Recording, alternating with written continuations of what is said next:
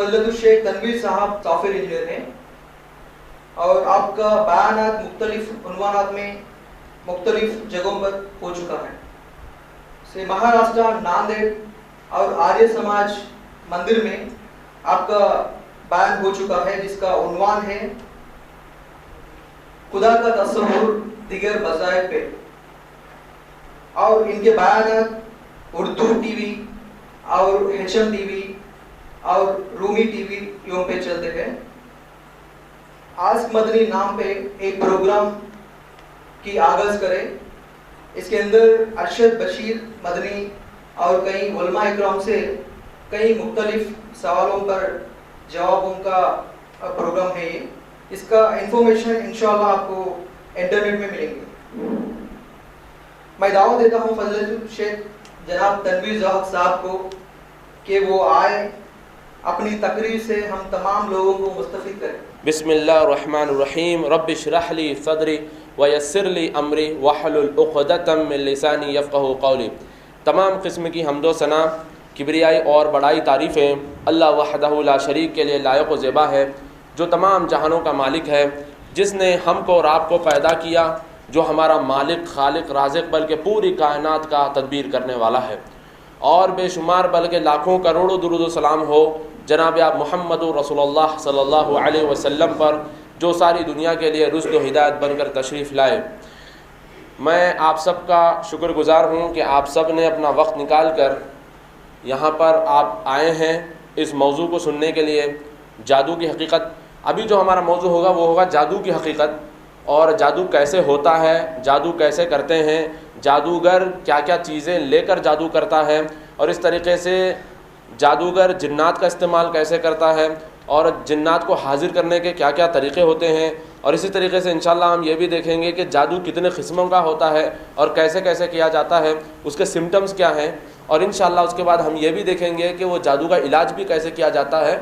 और इंशाल्लाह आखिर में हम ये देखेंगे कि जिसके ऊपर जादू नहीं हुआ तो जादू से कैसे बचा जा सकता है।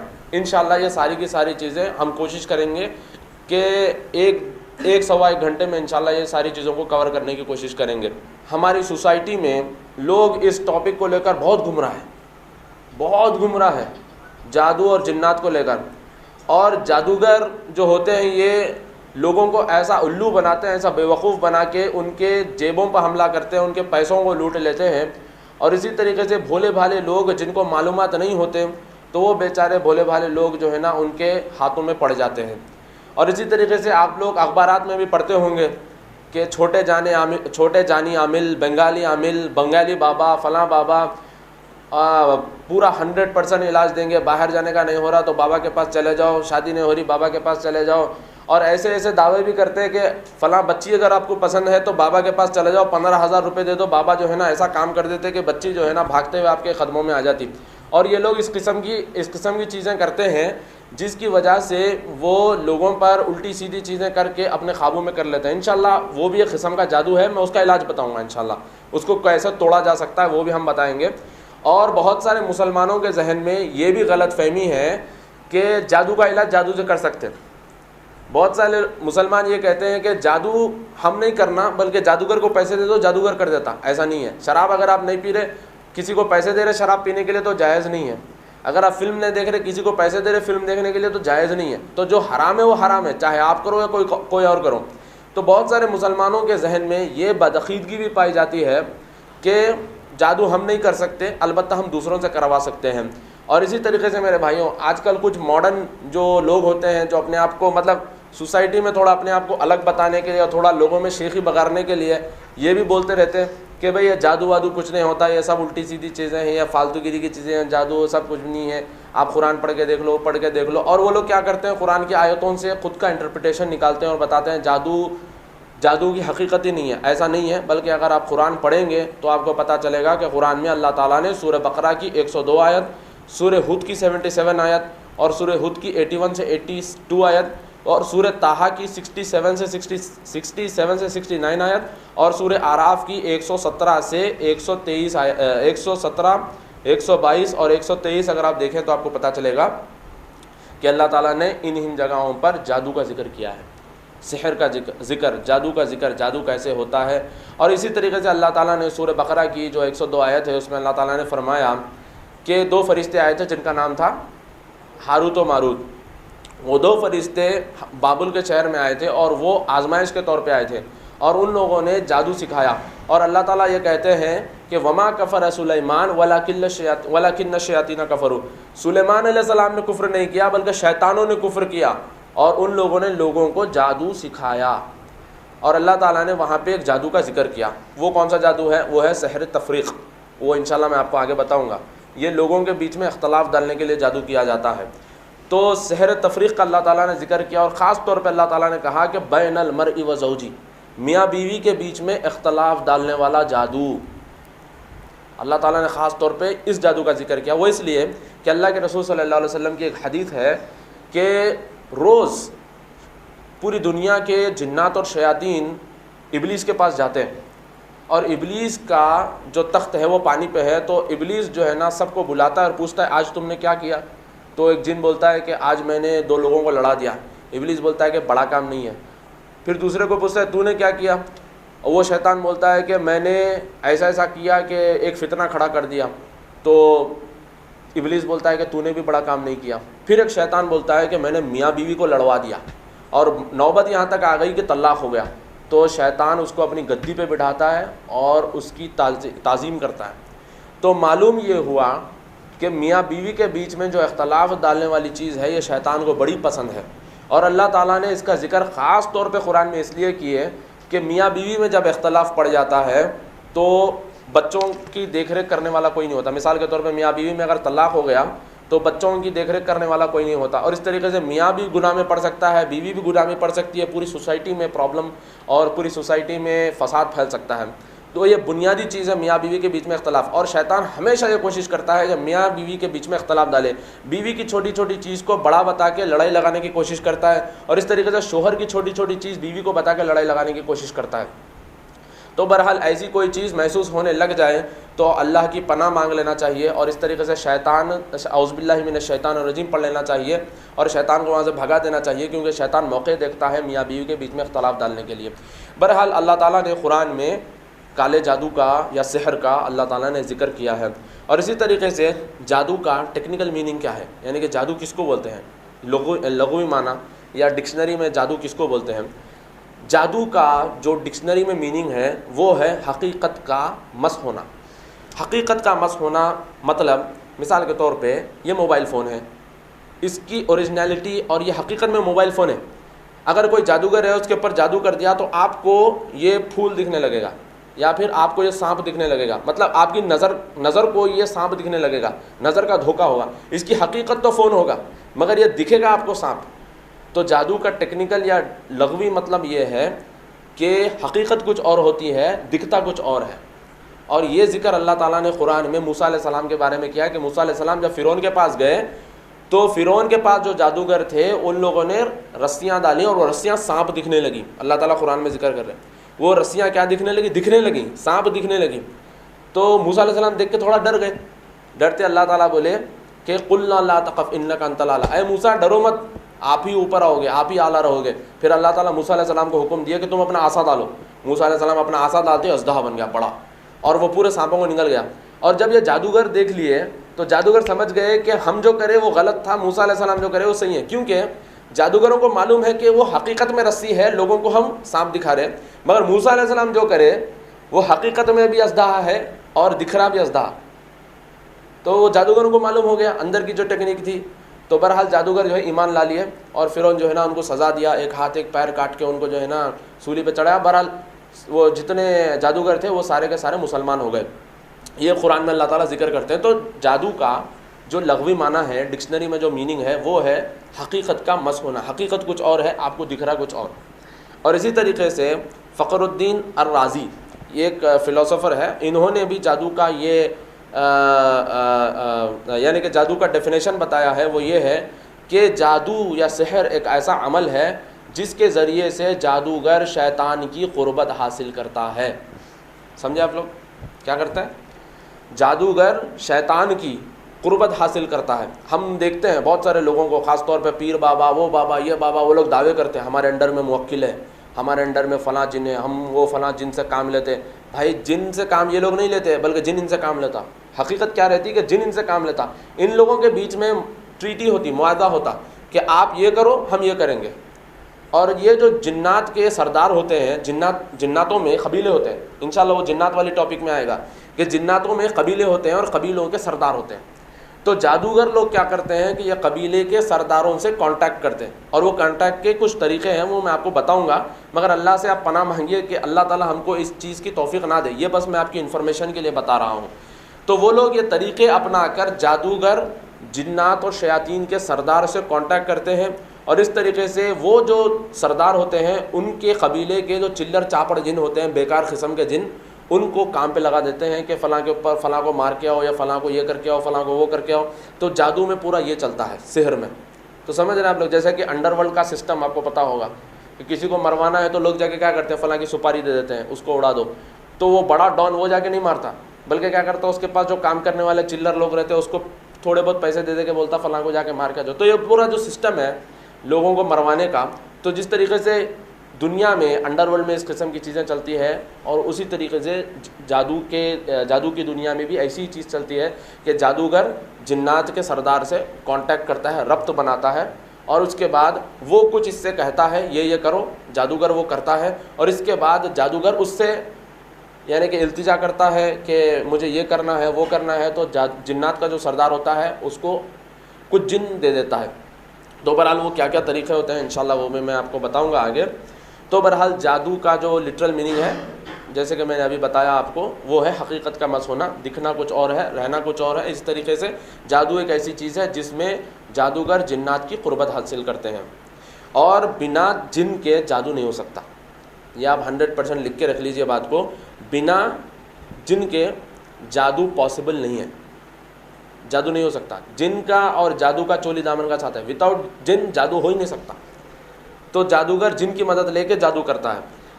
अभी मैंने आपको बताया कि कुरान हदीस में भी इसका जिक्र आया है जादू का, और हदीस में कहाँ पर इसका जिक्र आया है ख़ास तौर पे जादू का। बहुत सारे लोग ये भी बोलते हैं कि अल्लाह के रसूल सल्लल्लाहु अलैहि वसल्लम पे जादू नहीं हुआ था, ये गलत है। अल्लाह के रसूल सल्लल्लाहु अलैहि वसल्लम पर भी जादू हुआ था। इसकी दलील है, वो अल्लाह की मर्ज़ी थी, वो अल्लाह की जो है ना अल्लाह की मंशियत थी कि क्यों हुआ अल्लाह के रसूल सल्लल्लाहु अलैहि वसल्लम पे जादू। वो इसलिए कि अल्लाह के रसूल सल्लल्लाहु अलैहि वसल्लम इंसानों के लिए नमूना है, मुसलमानों के लिए उसवा और नमूना है। जैसे कि अल्लाह ताला कुरान में कहते हैं लक़द काना लकुम फ़ी रसूलिल्लाहि उस्वतुल हसना, कि रसूलुल्लाह सल्लल्लाहु अलैहि वसल्लम तुम लोगों के लिए मिसाल है, एग्जाम्पल है। जो भी चीज़ें आप ज़िंदगी में करोगे उसके लिए सारे एग्जाम्पल्स आप अल्लाह के रसूल सल्लल्लाहु अलैहि वसल्लम की ज़िंदगी से लोगे।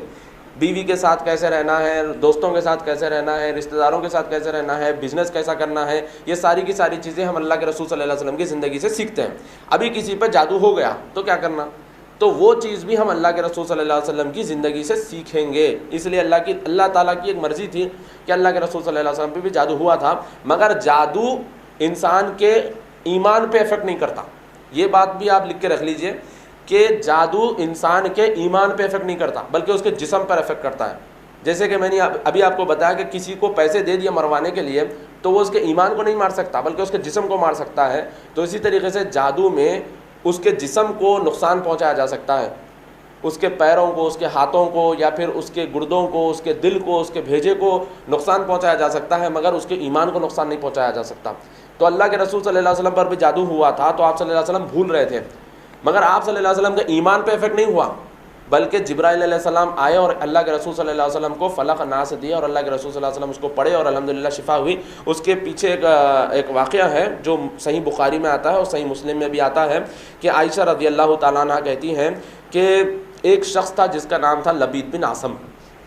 आप लोग ये नाम याद रख लीजिए, लबीद बिन आसम। लबीद बिन आसम एक यहूदी था, जू था, जिसने अल्लाह के रसूल सल्लल्लाहु अलैहि वसल्लम पर जादू किया था। तो इसने कैसे जादू किया था, ये बनु ज़ुरैक़ कबीले का था और इसने अल्लाह के रसूल सल्लल्लाहु अलैहि वसल्लम पर जादू किया था। तो एक रात या एक दिन अल्लाह के रसूल सल्लल्लाहु अलैहि वसल्लम सो रहे थे, तो अल्लाह के रसूल सल्लल्लाहु अलैहि वसल्लम के पास दो लोग आए। अल्लाह के रसूल सल्लल्लाहु अलैहि वसल्लम सो रहे थे तो दो लोग अल्लाह के रसूल सल्लल्लाहु अलैहि वसल्लम के पास आए। एक शख्स अल्लाह के रसूल सल्लल्लाहु अलैहि वसल्लम के सर के पास बैठा और एक शख्स अल्लाह के रसूल सल्लल्लाहु अलैहि वसल्लम के पैरों के पास बैठा, और एक ने दूसरे से कहा कि इनको क्या हुआ है, इनको क्या प्रॉब्लम हुआ है, इनको क्या बीमारी हुई है। तो दूसरे ने जवाब दिया कि इनको जादू कर दिया गया है। दो लोग आके अल्लाह के रसूल सल्लल्लाहु अलैहि वसल्लम के एक सिराने बैठे, पैरों के पास बैठे। एक शख्स पूछा कि इनको क्या हुआ, कौन सी बीमारी हुई, तो दूसरे ने जवाब दिया कि इनको जादू कर दिया गया है। तो फिर पहले वाले ने सवाल किया किसने किया, तो दूसरे वाले ने जवाब दिया लबीद बिन आसम ने किया। फिर पहले वाले ने सवाल किया कि किस चीज़ पर जादू किया, किस चीज़ पर जादू किया, तो दूसरे वाले ने जवाब दिया कंघी और बालों को लेकर खजूर के जो ऊपर के छिलके होते हैं उसको लपट कर जादू किया। अल्लाह के रसूल सल्लल्लाहु अलैहि वसल्लम के बालों को लेकर जादू किया गया। अब वो कैसा अल्लाह के रसूल सल्लल्लाहु अलैहि वसल्लम के बालों को लिया गया था, अल्लाह के रसूल सल्लल्लाहु अलैहि वसल्लम के पास एक लड़की काम करती थी, तो लबीद बिन आसम ने उस लड़की से वो बाल मंगवाए। वो बालों को लेकर अल्लाह के रसूल सल्लल्लाहु अलैहि वसल्लम के उसने जादू किया था। फिर पहले वाले ने सवाल किया कि ये कहाँ पे है, मतलब ये जिस चीज़ पे जादू किया गया है कहाँ पे रखा हुआ है, तो दूसरे वाले ने जवाब दिया कि ये दरवान के कुएं में है, दरवान की बौड़ी में इस चीज़ को डाल दिया गया है। तो बहरहाल अल्लाह के रसूल सल्लल्लाहु अलैहि वसल्लम और सहाबा वो जगह गए, दरवान के कुएं के पास गए और आके अल्लाह के रसूल सल्लल्लाहु अलैहि वसल्लम आयशा रज़ियल्लाहु ताला अन्हा को कहते हैं कि आयशा, दरवान के कुएं का जो पानी था वो इतना मैला हो गया था, मानो मेहंदी उसमें डाल दें तो किस तरीके से मैला हो जाता है पानी, उतना मैला हो गया था दरवान के कुएं का पानी। और इस तरीके से दरबार के कुएं के पास जो खजूर के दरख्त थे, खजूर के झाड़ थे, उसके पत्ते जो है ना शैतान के सरों जैसे लग रहे थे। इतना जो है ना स्पूकी और इतना जो है ना डेंजर वो जगह थी। फिर आयशा रज़ियल्लाहु ताला ने कहा कि आप लोगों को क्यों नहीं बताते इसके बारे में कि लबीद बिन आसम ने किया था और यहाँ पे इसने ऐसा कर दिया था, कुएं में डाल दिया था, आप लोगों को बताइए ये चीज़। तो अल्लाह के रसूल सल्लल्लाहु अलैहि वसल्लम ने कहा कि छोड़ दो, अल्लाह ताला ने मुझे शिफा दे दी है, अल्लाह ताला ने मुझे यानी कि अल्लाह ताला ने मुझे बता दिया है कहाँ पर वो था, तो छोड़ दो उसको, हम वहीं पर ख़त्म कर देते हैं, उसको हम ज़्यादा नहीं खींचते। तो मालूम हुआ कि अगर जादू का इलाज हम करवा रहे हैं तो बताना नहीं चाहिए किसी को। फ़र्ज़ करिए कभी ऐसे होता है कि जादू कोई ख़ास रिश्तेदारी कर देते हैं, तो आप अगर इलाज करवा रहे हैं तो किसी को मत बताना कि हम फ़लाँ जाके इलाज करवा रहे हैं। उससे क्या होता है कि उसको अगर हिंट मिल जाएगा कि ये जादू तोड़ रहे हैं या इन्होंने जादू तोड़ दिया है, तो वो शायद दूसरा रास्ता अपना सकते हैं। इसलिए जो लोग जादू का इलाज करते हैं, जिन्नात का इलाज करते हैं, कुरान और हदीस की रोशनी में, वो लोग ख़ास तौर पे ताकीद करते हैं कि आप अपने लोगों को या फिर दोस्तों को मत बताओ इसके बारे में, ज़्यादा जो है ना इसका प्रोपेगेंडा मत करो। अगर कुछ हो गया है तो उसका इलाज करवा लो, इंशाअल्लाह अल्लाह ताला उसमें शिफा दे देगा, मगर इसके बारे में लोगों को बताते फिरना सही नहीं है। जिन्नात को हाजिर करने के लिए ये लोग कुछ तरीक़े अपनाते हैं और ये तरीक़े बहुत सारे हैं, मगर अभी मैं आपको कुछ 8 या 9 तरीक़े बताऊंगा जिसके ज़रिए से वो लोग जिन्नात को हाजिर करते हैं। एक तरीक़ा होता है तरीक़े इक़साम, इसको बोलते हैं तरीक़े इक़साम। तरीक़े इक़साम में क्या होता है कि जादूगर एक अंधेरे कमरे में जाता है, एक अंधेरा कमरा या अंधेरा हुजरा जो होता है वहाँ पर ये जाता है, और उसके बाद जैसे वो अंदर जाता है वहाँ पे वो हल्की सी आग लगा देता है, यानी कि छोटे से क्या बोलेंगे उद्यान में या फिर कैसे भी वो हल्की सी आग लगा देता है, और उसके अंदर वो खुशबू डालता है या बदबू डालता है। खुशबू अगर समझो, जैसे मैंने अभी आपको बताया कि बंगाली बाबा या बंगाली आमिला जो है जो दावे करते हैं कि फ़लाँ लड़की से हम आपकी मोहब्बत करवा देंगे, वो करवा देंगे, तो इसके लिए जो अमल किया जाता है इसमें खुशबू डाली जाती है। और इस तरीके से अगर किसी के बीच में फूट डालनी होती है या फिर कुछ गलत अमल करना होता है तो फिर उसके अंदर बदबू डाली जाती है। तो समझ गए, वो अंधेरे कमरे में जाता है, खुशबू या बदबू उसके अंदर डालता है, और इस तरीके से वो वहाँ पर बैठ कर कुछ विर्द करता है। जिन्नात के जो सरदार होते हैं उनके नाम ले लेकर ये विर्द करता है, उनके नाम पुकारता है, और इस तरीके से अल्लाह की तौहीन करता है, रसूलुल्लाह की तौहीन करता है, कुरान को गालियाँ देता है, इस्लाम को गालियाँ देता है। इस तरीके से वो अकेले में ये काम करता है। अब देखिए दुनिया को तो पता नहीं कि वो अंदर क्या कर रहा है, दुनिया के सामने तो वली अल्लाह और पीर बन के रहेगा, अब अंदर वो क्या कर रहा है वो अल्लाह ही बेहतर जानता है। तो बहरहाल वो अंदर इस किस्म की चीज़ें करते हैं। हमको कैसे पता चला कि वो अंदर इस किस्म की चीज़ें करते हैं कि जो जादूगर थे और अल्लाह ताला ने उनको तौफीक दी, अल्हम्दुलिल्लाह वो तौबा कर लिया और आज वो तौहीद परस्त और मुवहिद हो गए हैं, तो उन लोगों ने ये सारी चीज़ें बताई कि हम लोग ऐसा ऐसा करते थे पहले। तो बहरहाल ये अंदर जाते हैं, अंगार लगाते हैं और उसके ऊपर खुशबू या बदबू लगाकर विर्द करते हैं, जिन्नात के सरदारों के नाम पुकारते हैं। फिर उसके बाद थोड़ी सी देर के बाद उनके सामने एक हय्युला ज़ाहिर होता है, धुएं का एक हयूला मतलब एक इमेज उनके सामने आता है। आम तौर पे ये इमेज सांप की शक्ल में या फिर काले कुत्ते की शक्ल में आता है। इंशाल्लाह मैं जिन्नात वाली टॉपिक में आपको बताऊंगा कि जिन्नात जो है ना वो काले कुत्ते की शक्ल बहुत आसानी से इख्तियार करते हैं, उनको बहुत पसंद होती है वो शक्ल, तो वो बड़ी आसानी से काले कुत्ते की शक्ल इख्तियार कर लेते हैं। तो जादूगर के सामने ये अजदहा या सांप या काले कुत्ते की शक्ल में ज़ाहिर होता है और फिर वो बात करता है।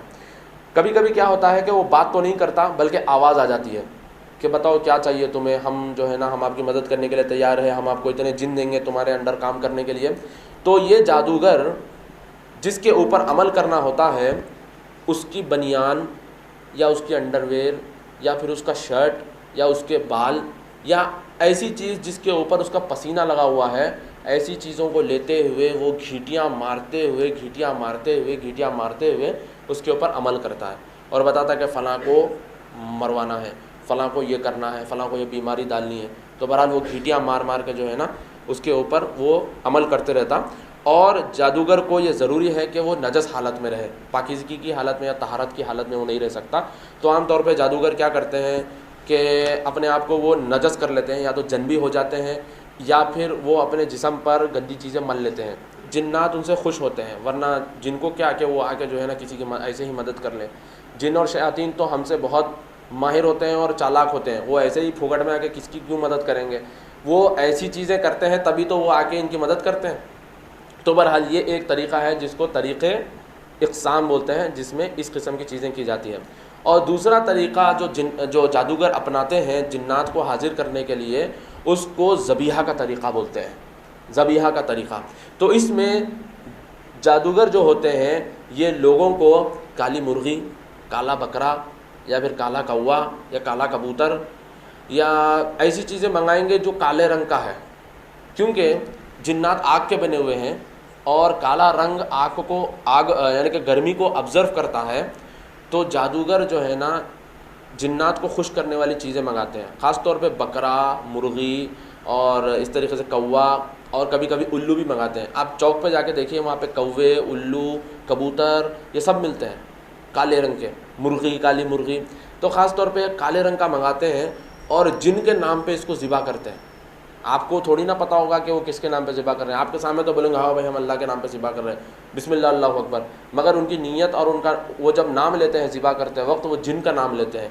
जिन का नाम लेकर वो बकरे को या मुर्गी को या कौवे को या उल्लू को ज़िबा करते हैं और फिर लोगों से कहते हैं कि इसको ले जाओ, फ़लाँ खंडर में डाल दो, फ़लाँ बौड़ी के पास डाल दो, 3 रस्तों पे डाल दो, या फ़लाँ चौरस्ते पे डाल दो, फ़लाँ जगह डालो, फ़लाँ जगह डालो। तो ये जगह जो बताते हैं यहाँ पे जिन्नातों का एक्सेस, जिन्नात बहुत आसानी से आते जाते रहते हैं, तो वहाँ पे ये चीज़ों को दलवाने लगाते हैं। तो ये ज़बीहा का तरीक़ा इसको बोलते हैं, जिसमें जादूगर काले रंग के जानवर को मंगाकर जिन्नात के नाम पे ज़िबा करते हैं और फिर जिन्नात को खुश करते हैं, जिन्नात को हाजिर करते हैं। तीसरा तरीक़ा जो होता है उसको तरीक़े अस्सुफ़लिया बोलते हैं, अस्सुफ़लिया, जिसको हम आम तौर पे सिफली अमल भी बोलते हैं। आपने सुना होगा सिफली अमल, बचपन में भी हम बहुत सुनते थे, सिफली अमल ऐसा रहता, सिफली अमल वैसा रहता, ऐसा होता वैसा होता।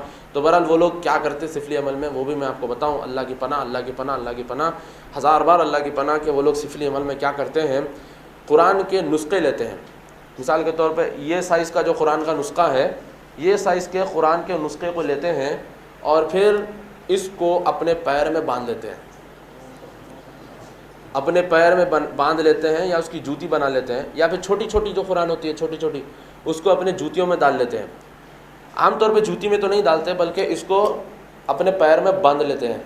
फिर उसके बाद चलते हुए टॉयलेट में जाते हैं।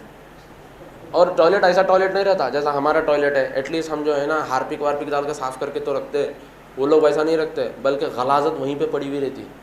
तो बहरहाल उसमें से चलते हुए जाते हैं और वहाँ पे बैठ के जो है ना जिन्नात के सरदारों का विर्द करते हैं, फिर वापस अपने हुजरे में आते हैं, आके फिर वहाँ पे बैठ के जिसके ऊपर भी अमल करना है उसका नाम ले लेके जादू का अमल करते हैं कि फ़लाँ को ऐसा करना है, वो करना है, ये करना है। देखिए जिन क्यों ऐसे ही खुश क्यों हो जाएगा इंसानों से, वो ऐसी चीज़ें करते हैं तभी तो वो उनकी मदद करते हैं। मेरे एक दोस्त है, वो मदीने में थे, मस्जिद नबवी के एग्जैक्टली अपोजिट उनका ऑफिस था।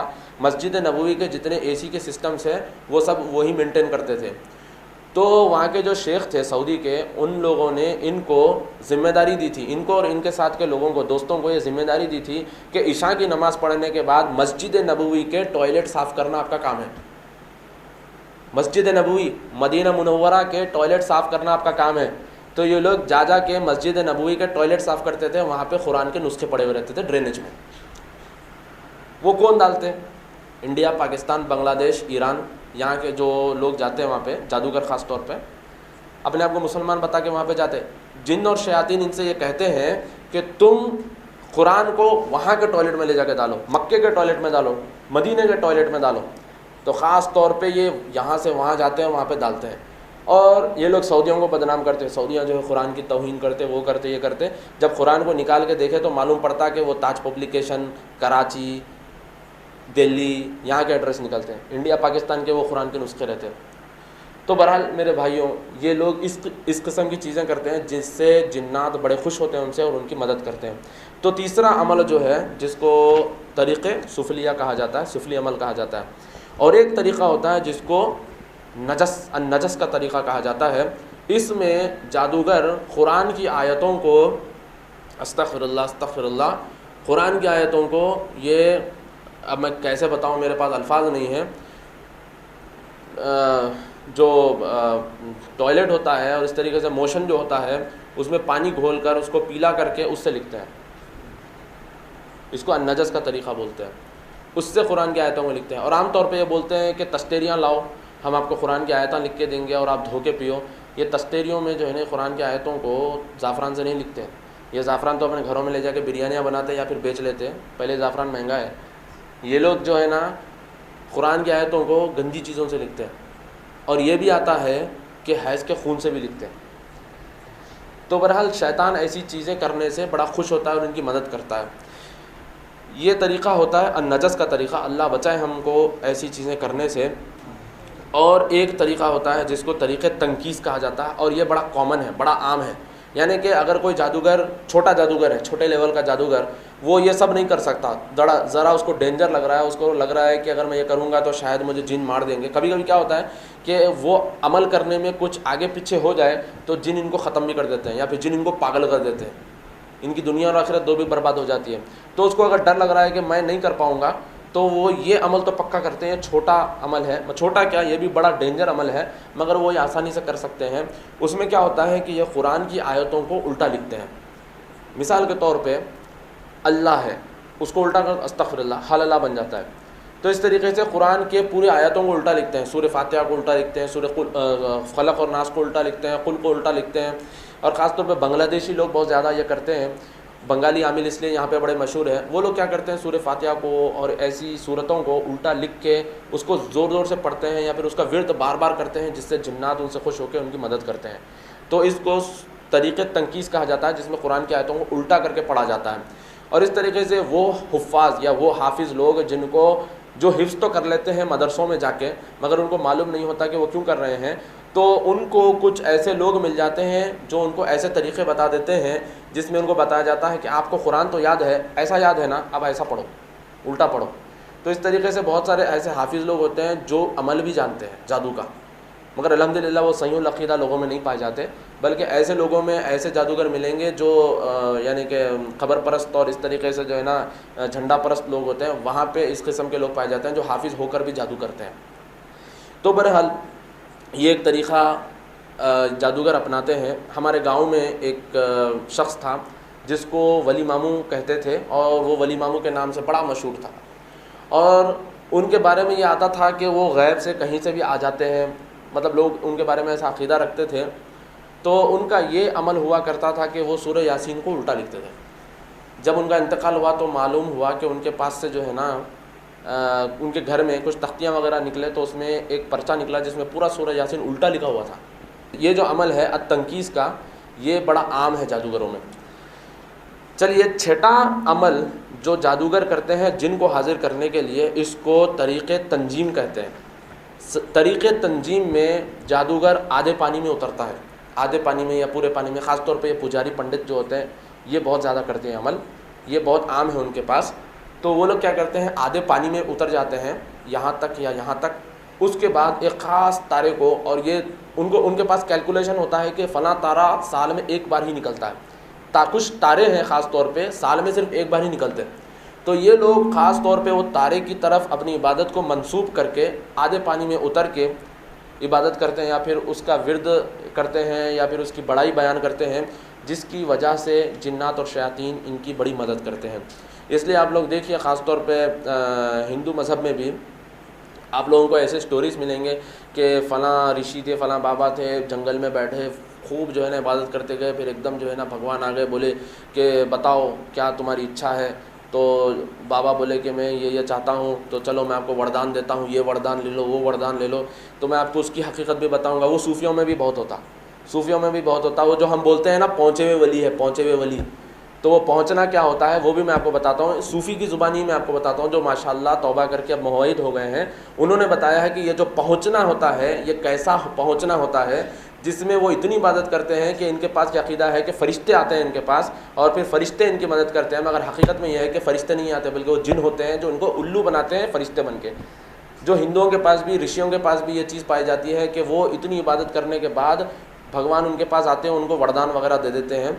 तो दोनों के पास भी आप देखिए, दोनों भी वैसे ही अमल करते हैं, यानी कि चमत्कार बता देना, लोगों को उल्लू बना देना, लोगों को अपने अंडर में कर लेना, इस तरीके से ये कर देना, वो कर देना, दोनों के पास बड़ा कॉमन है, बड़ा आम है। तो बहरहाल एक और तरीक़ा जो जादूगर अपनाते हैं जिन्नात को हाजिर करने के लिए, उसको तरीक़े अल-कफ़्फ़ू कहा जाता है, जिसको हम हाजरात भी बोलते हैं।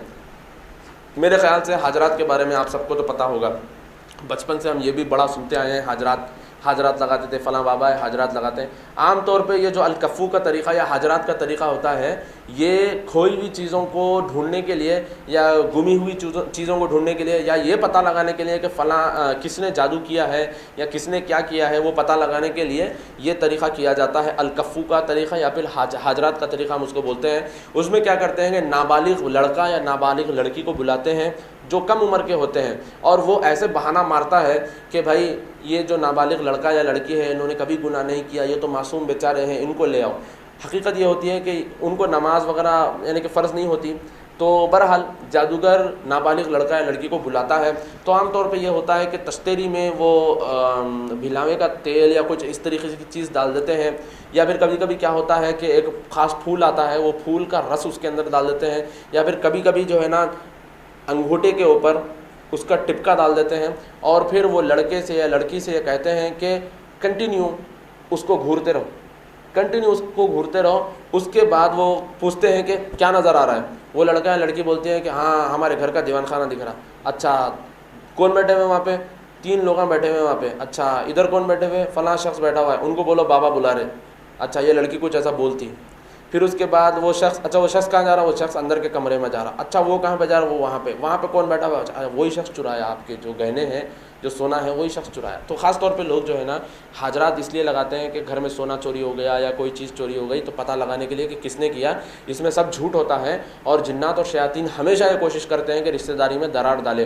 ख़ास तौर पर यानी कि रिश्तेदारों के ऊपर शक डलवाते हैं कि आपके फुप्पू ने कर दिया, आपके मामी ने कर दिया, आपके खालू कर दिया, आपके फुप्पा कर दिए। तो बहरहाल रिश्तेदारों में जो है ना फूट डालने के लिए शयातीन और ये जो जादूगर होते हैं ख़ास तौर पे ऐसे अमल करते हैं, और लोग बेचारे उनके चुंगल में पड़ जाते हैं। एक आखिरी तरीक़ा जिसको अल-असर का तरीक़ा बोलते हैं, अल-असर का तरीक़ा, ये भी नज़र या जादू या जिन मालूम करने के लिए वो लोग इस्तेमाल करते हैं। हमारे पास क्या है तरीक़ा? कुरान और हदीस की रोशनी में कुरान पढ़ते हैं, अगर उसको जिन होगा तो आ जाएगा, या जादू है तो वो जिन बता देगा कि इसके ऊपर सिहर हुआ है। ये कुरान हदीस का तरीक़ा, कुरान पढ़ते हैं ज़ोर से। इसमें क्या होता है, कुरान नहीं पढ़ते, बल्कि इसमें एक दस्ती जैसी चीज़ ली जाती है, करचीफ, और उसके ऊपर 4 घींटियाँ मारी जाती हैं, उंगलियों के कुछ डिस्टेंस से उसको नापा जाता है। फिर उसके बाद उसके ऊपर ज़ोर से सूरह तकासुर पढ़ा जाता है, औज़ुबिल्लाहि मिनश्शैतानिर्रजीम बिस्मिल्लाहिर्रहमानिर्रहीम अल्हाकुमुत्तकासुर। उसके बाद वो बाबा जो है ना गुल हो जाते हैं। कहाँ गुल होते हैं मालूम नहीं। पहले तो सूरह तकासुर से शुरू होता, 1-2 आयतें पढ़ते, उसके बाद अंदर ही अंदर मुँह में वो कुछ पढ़ना शुरू कर देते हैं। ये रहता उनका अमल। ऊपर से कुरान पढ़ते, आपको लगता कुरान पढ़ रहे, मगर अंदर वो कुछ और चीज़ पढ़ते हैं। सूरह तकासुर से शुरू करते हैं और 1-2 आयतें पढ़ने के बाद वो खामोश बैठ जाते हैं। ये ख़ासतौर पर पाकिस्तान में बहुत होता, पाकिस्तान बांग्लादेश वगैरह में ये बहुत होता। तो वहाँ पे क्या करते हैं कि वो घींटियाँ जो मारते उसके बाद ये पढ़ते, तो जैसा वो घिटियों का जो डिस्टेंस है अगर वो बढ़ गया तो मानो जिन है, कम हो गया तो जादू है, या नहीं हुआ कुछ भी तो कुछ नहीं है। इस तरीके से वो लोग अंदाज़ा लगाते हैं। और इस तरीके से बहुत सारे ऐसे शोबेडेबाज लोग होते हैं, यानी कि गलियों में और जो है ना नुक्कड़ों पे जो है ना वो ऐसी चीज़ें बताते हैं लोगों को, बता के उल्लू बना के लोगों का ध्यान अपनी तरफ माइल करने की कोशिश करते हैं, यानी कि चीज़ों को उड़ा देते हैं हवा में और ऐसे ही चीज़ों को ऐसे ही करते हटा देते हैं। आप लोग क्रिश्चियंस में बहुत देखे होंगे, ये क्रिश्चियंस के जो चैनल्स है, टीवी चैनल्स, उसमें ये चीज़ें बहुत बताते हैं। ऐसे कर दिया तो वो बंदा गिर जाता है और वो बंदा लंगड़ते हुए आता है, ऐसे हाथ लगा दिया वो चलना शुरू कर देता है। ये सब जिन्नात की मदद से करते हैं। मेरे एक दोस्त है वो दुबई में थे, तो दुबई में जो है ना ये क्रिश्चियनों की ऐसी कॉन्फ्रेंस चल रही थी, हीलिंग क्या बोलते हैं उसको, मिरेकल हीलिंग की कॉन्फ्रेंस चल रही थी वहाँ पे ऑडिटोरियम में छोटे से। तो वहाँ पे ये शख्स एक कोने में बैठ गए, कोने में बैठे, और जो शख्स स्टेज पे ठहर के अमल कर रहा था उसको देखकर देखकर जो है ना आयतल कुर्सी पढ़ रहे थे, अंदर ही अंदर मुंह में वो आयतल कुर्सी पढ़ रहे थे, बस उसको देख के, कुछ नहीं बोल रहे थे, जोर से नहीं, कुछ भी नहीं। तो वो जो शख्स स्टेज पे वो अमल कर रहा था वो सीधे उतर के इनके पास आया और बोला आप बाहर जाओ। सीधे उनके पास आया और ये पूछे भी नहीं, और लोग भी ताज्जुब करे कि क्या हुआ, ये सीधा स्टेज से उतरे, उनको बोले बाहर जाओ। तो शयातीन और जिन्नात जो थे इशारा कर दिए कि वो शख्स जो वहाँ पे बैठा हुआ है वो हमारे काम में खलल डाल रहा। और अक्सर केसेस में जो जादू के जो जिन होते हैं, अक्सर केसेस में यह देखा गया है कि वो क्रिश्चियन होते हैं, ईसाई जिन बहुत होते हैं। जादूगर को पहचानने का सबसे बेसिक रूल, बुनियादी रूल वो ये है कि वो आपसे आपका नाम और आपकी माँ का नाम पूछेगा, आपका नाम और आपकी माँ का नाम। आपका और आपकी माँ का नाम पूछ ले तो समझ जाओ ये जादूगर है, क्योंकि कुरान और हदीस के ज़रिए जो अमल किया जाता है उसमें किसी के नाम की ज़रूरत नहीं पड़ती। कुरान पढ़ा जाता है, अगर उसके ऊपर जिन है तो वो ज़ाहिर हो जाता है, और फिर उससे बात करके जो भी है उसमें 1 सिटिंग 2 सिटिंग 3 सिटिंग जो भी है उसमें जो है ना उसको निकाला जाता है, उसमें किसी के नाम की ज़रूरत नहीं पड़ती। मगर जब इनके पास जाते हो तो इनके पास ये होता है कि ये आपका नाम और आपकी माँ का नाम पूछते हैं। वो क्यों, वो भी मैं आपको बताता हूँ। जिन्नात की दुनिया में, जिन्नात के नज़दीक वो लोग इंसानों को अस्तगफिरुल्लाह बग़ैर बाप का समझते हैं। जिन्नात मतलब गाली देने के बराबर है, क्योंकि इबलीस को अल्लाह ताला ने जन्नत से निकाला था इसलिए कि उसने आदम अलैहिस्सलाम को सजदा करने से मना कर दिया था। उसको आदम अलैहिस्सलाम से खुन्नस थी और है आज भी, उसको इब्ने आदम से भी खुन्नस और गुस्सा है। तो बहरहाल जिन्नात और शयातीन जो होते हैं वो इंसान को बड़ा बदतर समझते हैं, गिरा के देखते हैं और ये समझते हैं कि ये लोग नाजायज़ हैं, अस्तगफिरुल्लाह। तो इसलिए जिन्नात के नज़दीक वो कभी बाप का नाम नहीं पूछते बल्कि वो माँ का नाम पूछते हैं, और ये वेस्ट में भी कॉमन है कल्चर माँ का नाम पूछने का। और जादूगर के पास जब कोई शख्स जाता है तो सबसे पहले वो आपका नाम आपकी माँ का नाम पूछता है, तो समझ जाओ ये शख्स जादूगर है। और दूसरी निशानी जादूगर की वो ये है कि अगर वो आपसे कहे कि आपकी करचीफ लाओ, या फिर आपका कपड़ा लाओ, आपकी टोपी लाओ, या फिर आपकी बनियान लाओ, अगर वो आपकी कोई पर्सनल चीज़ जिस पे आपका पसीना लगा हुआ है अगर वो आपसे मांगे तो समझ जाओ ये शख्स जादूगर है। और तीसरी निशानी जादूगर को पहचानने की ये है कि अगर आपसे वो ख़ास तौर पे कहे काला मुर्गा लाओ, काली मुर्गी लाओ, या फिर काला बकरा लाओ, काला कौवा लाओ, अगर आपसे ख़ास जानवर का मुतालबा करे तो समझ जाओ ये शख्स जादूगर है। और अब आपको वो लोग बहाने भी ये बनाते हैं आपके सामने कि भाई सदका खैरात करना तो सवाब का काम है, अजर का काम है, सदका करना चाहिए, अच्छी चीज़ है। तो हम लोगों को ऐसी चीज़ें बता के ये लोग उल्लू बनाते हैं कि सदका खैरात करना अच्छी चीज़ है, बकरा काट रहे हैं, गरीबों में खिला रहे हैं तो क्या बुरा है, क्या प्रॉब्लम है। तो आप बोलने वाले बुरे दिखोगे, आप उनको रोकने वाले बुरे दिखोगे, वो इसलिए कि आप सदका और खैरात से रोक रहे हो, मगर मकसद वहाँ पे सदका खैरात का नहीं है, उसका मकसद है वहाँ पे जिन को खुश करना। जिन्नात के सरदार पे वो बकरे को ज़िबा करता है। तो बहरहाल अगर वो आपसे कोई जानवर मंगाए तो समझ जाओ ये शख्स जादूगर है। और एक चीज़, अगर वो आपको ऐसे नक्शे डाल के दे या फिर ऐसे वैसे नंबर लिख के दे और आपको वो तावीज़ वगैरह बना के दे तो समझ जाओ ये शख्स जादूगर है। और एक निशानी जादूगर की वो ये है कि वो आपके सामने ऐसी ऐसी चीज़ें पढ़ रहा है जो आपको समझ में नहीं आ रही है, तो समझ जाओ ये शख्स जादूगर है। और इसी तरीके से अगर वो आपसे कहे कि एक कमरे में चले जाओ, वहाँ पे 10 दिन बैठ जाओ, 11 दिन बैठ जाओ, 15 दिन बैठ जाओ, किसी से बात मत करो और अकेले में रहो, और मैं ये वजीफ़े दे रहा हूँ, ये वजीफ़े पढ़ो, तो ऐसा अगर आपको वो अमल बताए तो समझ जाओ कि वो शख्स जादूगर है। और एक निशानी जादूगर की वो ये है कि वो अगर आपसे ये कहे कि इतने दिन तक पानी को मत छुओ, उतने दिन तक पानी को मत छुओ, 3 दिन तक पानी को मत छुओ, तो समझ जाओ ये शख्स जादूगर है। क्योंकि ख़ास तौर पे ईसाई जिन जो होते हैं वो इस चीज़ का मुतालबा करते हैं कि उस शख्स को पानी के करीब मत जाने दो, ख़ास तौर पे क्रिश्चियन जिन जो होते हैं। और एक चीज़, अगर वो आपसे कहे कि मैं आपको ये दे रहा हूँ, फ़लाँ जगह ले जाओ जहाँ पे आबादी नहीं है, वहाँ पे खोदो और दफन कर दो, या फिर आप ये चीज़ ले जाओ वहाँ पे दफन कर दो, यहाँ पे कर दो, वहाँ पे कर दो, अगर आपसे ऐसी चीज़ का मुतालबा करता है कि यहाँ वहाँ ले जाके चीज़ों को दफन कर दो, तो समझ जाओ ये शख्स जादूगर है। और एक निशानी उसकी ये है कि अगर वो आपको ख़ास पलीते दे या ख़ास चिट्टियाँ दे या कुछ ख़ास चीज़ दे और कहे कि सुबह इसको जलाओ, शाम को इसको जलाओ, घर में उसको जला के जो है ना धुआं दो, तो समझ जाओ वो शख्स जादूगर है। और इसी तरीके से मेरे भाइयों, अगर वो आपको आपका नाम बता दे, ऐसे ही अब मिसाल के तौर पे जो लोग पहले या फिर अभी भी जाते हैं वो लोग ये चीज़ को बखूबी जानते हैं। हम भी पहले जाते थे, अल्लाह ने हमको तौफीक दी, हमने अल्हम्दुलिल्लाह तौबा की। तो जब हम पहले जाते थे तो एक बार हमारे मामा के साथ हम गए थे, तो वो लोग क्या करते हैं, बैठे बैठे ऐसे अपनी मजलिस में देखते हैं, आप इधर आओ, ऐसे जब आप जाते हो सामने तो बोलते हैं आपका नाम ये है, आपके अब्बा का नाम ये है, आपकी अम्मी का नाम ये है, आपके घर में 4 रूम है, 4 रूम के बाद वहाँ पे एक आंगन है, आंगन में झाड़ है, झाड़ पीपल का झाड़ है, फिर वहाँ पे कुंडा रखा हुआ है, फलां ये वो। तो इतनी डिटेल चीज़ें आपको बताते हैं, आप ताज्जुब करते हैं कि भाई इनको कैसे पता। आप समझते हैं कि भाई ये तो बड़े पहुँचे हुए बुजुर्ग हैं, पहुँचे हुए बाबा, पहुँचे हुए पीर है। और बहुत सारे लोग कन्फ्यूज़ हो जाते हैं कि कैसे होता है।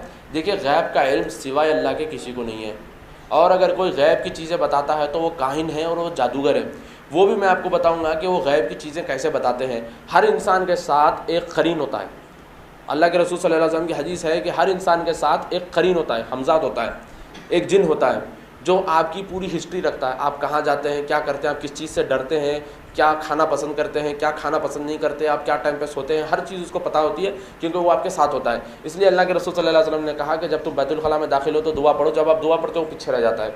और इस तरीके से आप घर में जब सलाम कह के दाखिल होते हो तो वो पीछे हो जाता है। इस तरीके से आप जब अपनी बीवी से मिलते हो तो जो दुआ है बीवी से मिलने की, जब आप वो पढ़ते हो तो वो पीछे हो जाता है। तो बहरहाल अल्लाह के रसूल सल्लल्लाहु अलैहि वसल्लम ने जो जो दुआएँ हमको बताई हैं, अगर हम वो करते हैं तो वो हट जाता है हमारे रास्ते से। तो बहरहाल हर इंसान के साथ एक करीन, एक जिन होता है। तो ये बाबा जो बुज़ुर्ग होते हैं, इनके साथ एक इनका जो करीन होता है, इनके पास कुछ ऐसे तरीक़े होते हैं जो तरीक़ों से ये वो करीन से बात करते हैं, और ये करीन लोगों के करीन से सारी इन्फॉर्मेशन लेता है। अहमद बिन हम्बल, गालिबन अहमद बिन हम्बल रहमतुल्लाह अलैह के ज़माने में यह वाक़या पेश आया था। एक शख्स आया उनके शहर में, आके बोला कि आप लोग गेहूं के दाने गिन के लाओ, मैं बताता हूँ किसके थैले में कितने दाने हैं। सब लोग गए वहाँ पे, एक के थैले को देख के बोला तुम्हारे थैले में 1000 दाने, तुम्हारे थैले में 2000 दाने, तुम्हारे थैले में 3000 दाने, तुम्हारे पास 4000 दाने। लोग परेशान हो गए, अरे बड़े पहुँचे हुए बुजुर्ग दिख रहे, पहुँचे हुए बाबा दिख रहे, देखते ही बता दे रहे थैले में कितने दाने हैं। तो इमाम अहमद बिन हम्बल रहमतुल्लाह अलैह गालिबन वो गए और जाके अपना थैला रखे, बोले अब बताओ इसके अंदर कितने दाने हैं। वो चटपटा गया, नहीं बोल सका। तो इमाम अहमद बिन हम्बल बोले कि फ़ौरी यहाँ से चले जाओ, वरना मैं खलीफा को जाके बता दूंगा कि तू जादूगर है, तेरा तो सर ख़लम कर देंगे। तो बहरहाल वो शख्स वहाँ से चला गया। लोग आगे पूछे कि ऐसा कैसा हुआ। हम लोग लाके थैले रखे और वो देख के बोल दिया कि 1000 है, 2000 है, 3000 है। और फिर जब आप ला के रखे तो फिर नहीं बता सका। तो अहमद बिन हम्बल बोले कि तुम लोग जब लाए तो एक एक गिन के लाए, मैं गिन के नहीं लाया, मैं डाल के ला लिया पूरा। तो अहमद बिन हम्बल जब डाल रहे थे तो शायद उनका करीन गिन नहीं पाया, और उसका करीन अहमद बिन हम्बल रहमतुल्लाह अलैह का करीन उसके करीन को नहीं बता पाया।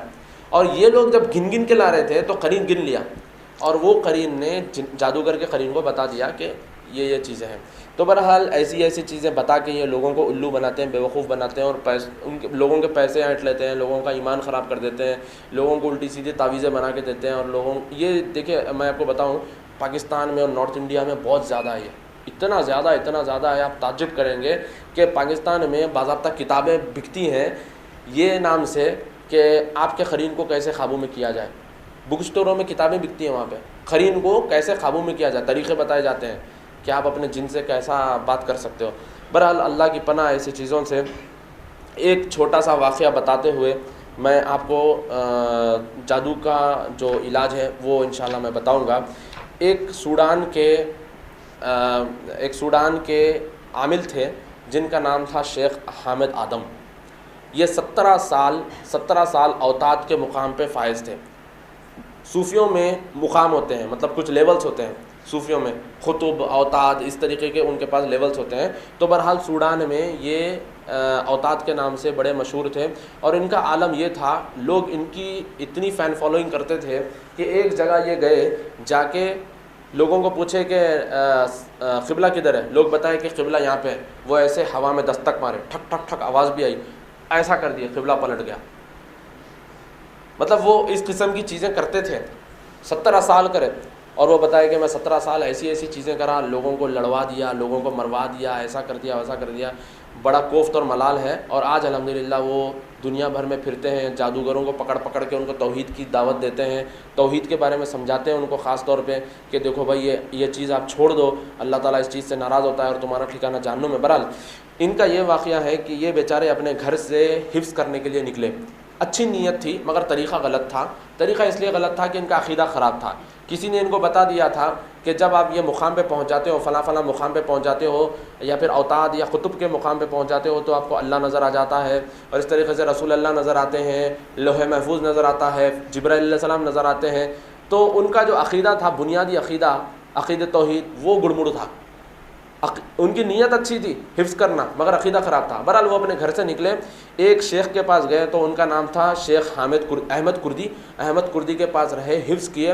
हिफ्ज़ करने के बाद वो शेख अहमद कुर्दी की जो है ना खिदमत भी करे बहुत दिनों तक। फिर उसके बाद शेख अहमद कुर्दी बोले कि देखो भाई, आपने बहुत मेरी खिदमत की है, तो मैं चाहता हूँ कि आप यहाँ से अगले मुकाम पर पहुँचो।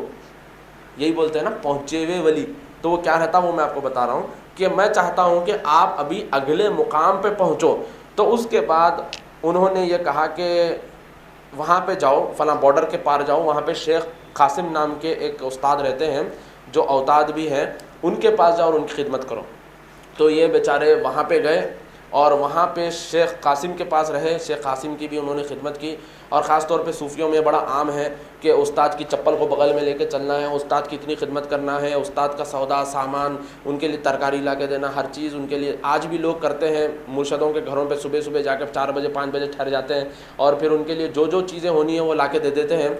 तो बहरहाल ये जो बेचारे थे शेख हामिद आदम साहब, ये जो है ना शेख कासिम के पास ऐसा ही करते गए, बड़े ज़माने तक करते गए। उसके बाद शेख कासिम ने कहा कि मैं चाहता हूँ कि तुम अगले मुकाम पे पहुँचो।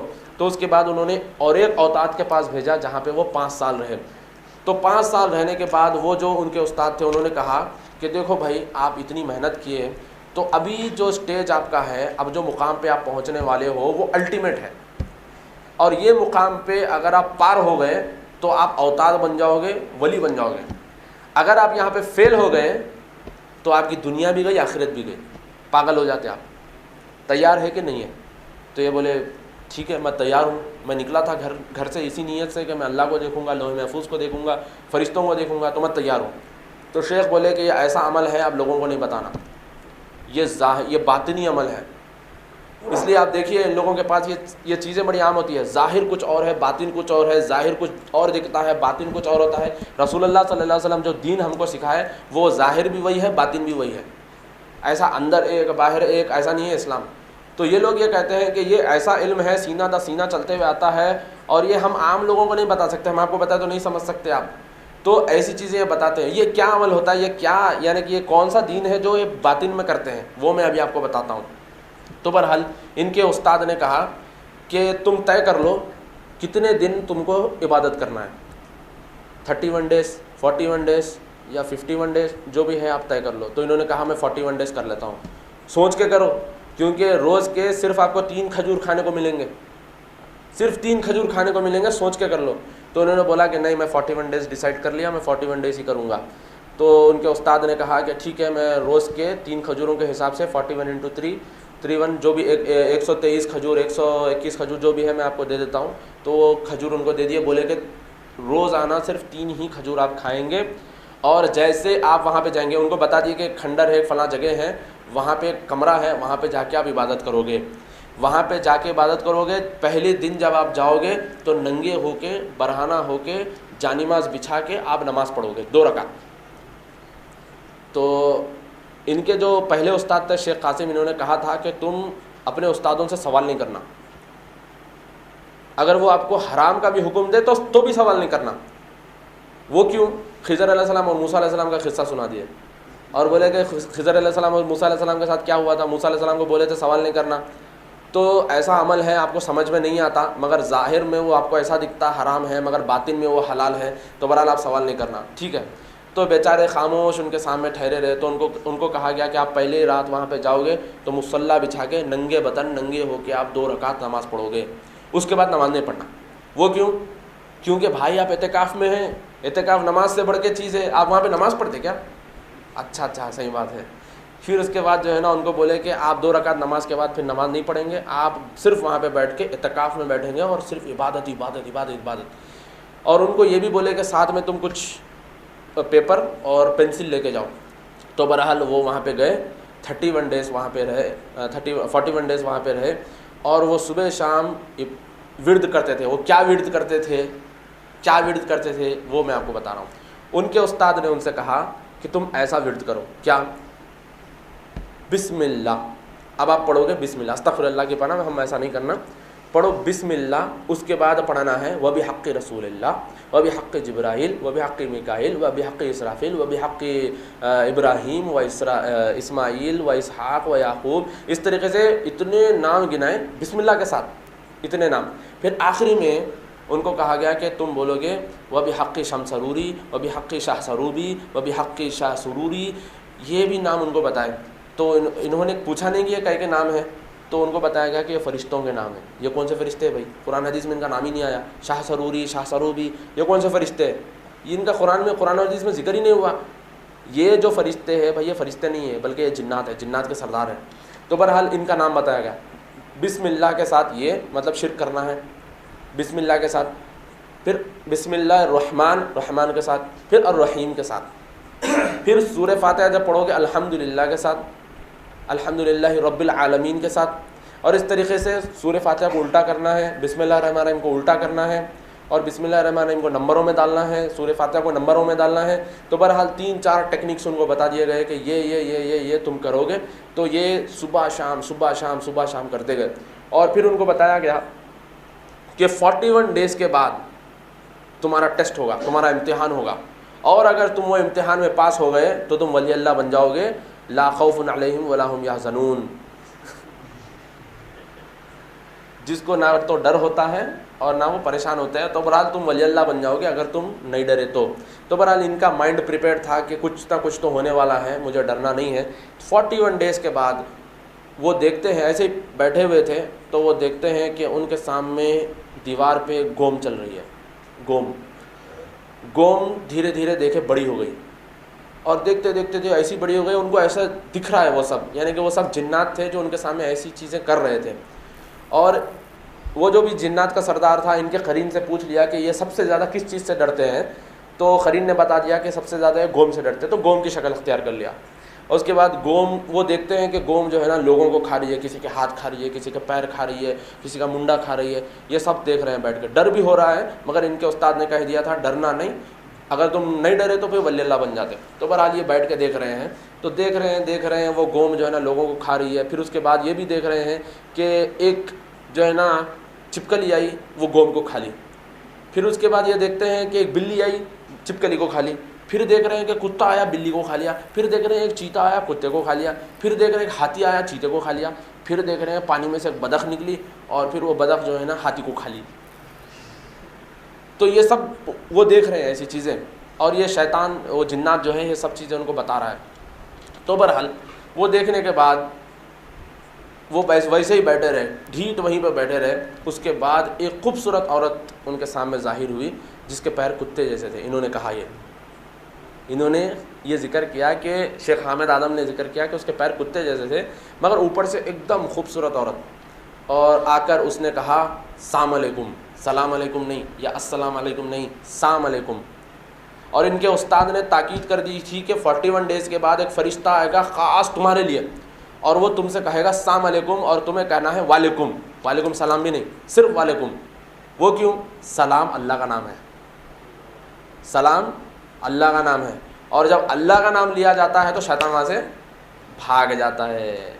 इसलिए जब हम घर में दाखिल होते हैं तो अस्सलामु अलैकुम या सलाम अलैकुम बोल कर दाखिल होना है। अस्सलाम अलैकुम, अस्सलाम अलैकुम ये सब नहीं चलता। यानी कि ये सलाम अल्लाह का नाम है और इसकी बेहुरमती होगी, तो बेहतर यह है कि हम जो है ना अस्सलाम वालेकुम या सलाम वालेकुम कह के घर में दाखिल हों। तो बहरहाल शैतान भाग जाता है वहाँ से, अल्लाह का नाम जैसे आ जाता है। तो अलमुहिम वो जिन आया और आके कहने लगा कि मैं फ़रिश्ता हूँ और मेरा नाम शाह सरूबी है। वो जो नाम गिन रहे थे ना बिस्मिल्लाह के साथ, वो असल में जिन का नाम था। बोला कि मैं शाह सरूबी हूँ और मैं ख़ास तुम्हारे लिए पैदा किया गया हूँ और आपसे पहले किसी के लिए मैं पैदा नहीं किया गया था। और फिर बोला कि अल्लाह ताला आपकी इबादत से इतना खुश हुए, इतना खुश हुए कि आपके अंडर में 61 फ़रिश्ते दे दिए और आप जो बोलेंगे वो फ़रिश्ते करेंगे। ये फ़रिश्ते नहीं थे, वो जिन थे असल में। तो बहरहाल उनको कहा कि ऊपर देखो, ये ऊपर देखें। वो क्या देख रहे हो? तो ये अलीफ बा ता सा ऐसे जो है ना अल्फ़ाबेट्स देख रहे थे और इस तरीके से कुछ नंबर्स भी देख रहे थे। तो क्या देख रहे हो? अच्छा ये नंबर्स देख रहे हो, तो ये जो नंबर्स का कॉम्बिनेशन है इसको आप पेपर पे लिख लो। तो ये जो है ना पेपर पे वो जो कॉम्बिनेशन है नंबर्स का वो लिखते गए लिखते गए लिखते गए लिखते गए लिखते गए। बोले कि ये जो कॉम्बिनेशन है ये मियाँ बीवी को लड़ाने के लिए, ये जो नंबर है इसको इस्तेमाल करोगे तो आप फ़लाँ को यानी कि मौत के घाट उतार सकते हो, ये जो नंबर है इसको इस्तेमाल करके आप फ़लाँ को ये कर सकते हो। तो बहरहाल नंबरों का कॉम्बिनेशन उनको बताया गया।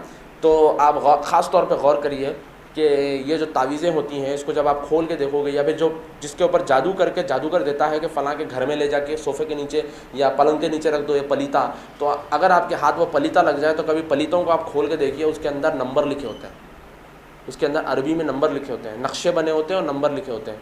तो बहरहाल ये उनका अमल होता है और यही है वो पहुँचा हुआ इल्म। अल्लाह के रसूल सल्लल्लाहु अलैहि वसल्लम के पास सबसे पहुँचा हुआ इल्म था और वो था इस्लाम, जो अल्लाह के रसूल सल्लल्लाहु अलैहि वसल्लम खुले तौर पे सबको दे के गए, सबको दे के गए, कुछ छुपा के नहीं गए। सहाबा भी सबको दे के गए इस्लाम, छुपाए नहीं कुछ भी। मगर ये लोग बोलते हैं कि ये छुपा हुआ अमल है, वो ज़ाहिर अमल है या बातिन अमल है, ऐसा कुछ नहीं है। तो लिहाजा जो बताना मकसद वो ये है कि लोग जो है ना अक़ीदा ख़राब होने की वजह से ऐसे आलतू फालतू चीज़ों में भी पड़ जाते हैं। उनकी नीयत अच्छी होती है मगर वो उनका रास्ता जो है वो ख़राब हो जाता है। चलिए मैं फटाफट आपको बता दूं कि जादू जो सिहर है वो कितने किस्मों का है और उसके सिम्टम्स क्या हैं और फिर उसका इलाज कैसा करना है। अगर आप लोग नोट करना चाहते हैं इलाज के बारे में, कुरान की आयतें हैं, आसान हैं, कोई भी पढ़ सकता है, मगर बेहतर है कि आप एक्सपर्ट के पास जाएं ताकि वो जो है ना आपके सिम्टम्स के हिसाब से आपका इलाज कर सकें। तो ये जो आयतें हैं ये आम तौर पे आप भी पढ़ सकते हैं। अगर नज़र वगैरह लग गई तो आप ये आयतों को पढ़ सकते हैं। अगर कोई नौजवान है, शादी हो गई मगर बीवी से नहीं मिल पा रहा है तो वो आयतों को पढ़ सकता है। बड़ा आसान ये नुस्खा है, आपको किसी तावीज़ या गंडे पलीते की ज़रूरत नहीं है, ये बस आयतां आपको पढ़ना है। सबसे पहले किस्म का सिहर उसको बोलते हैं सिहर तफरीक़। सिहर तफरीक़ में मियाँ बीवी के बीच में दरार या फिर बाप बेटे में या भाई बहन में या भाइयों में या बिज़नेस पार्टनर्स में या इसी तरीके से जो है ना रिश्तेदारों में फूट डालने के लिए सिहर तफरीक़ किया जाता है। तो इसके सिम्टम्स क्या हैं कि एक शख्स जो किसी को पसंद करता था या फिर आम जो रिलेशन होता है अचानक वो नफ़रत में बदल जाता है। वो नफ़रत में ऐसा बदल जाता है कि वो उसकी शक्ल तक देखना पसंद नहीं करता। वो बाहर अच्छा रहता है, आम तौर पे वो आम अपनी ज़िंदगी में अच्छा रहता है, मगर जैसे वो बीवी को देखता है उसकी शक्ल ज़री भी बर्दाश्त नहीं करता और उसका छोटा सा भी अमल जो है ना उसको बड़ा बुरा लगने लगता है।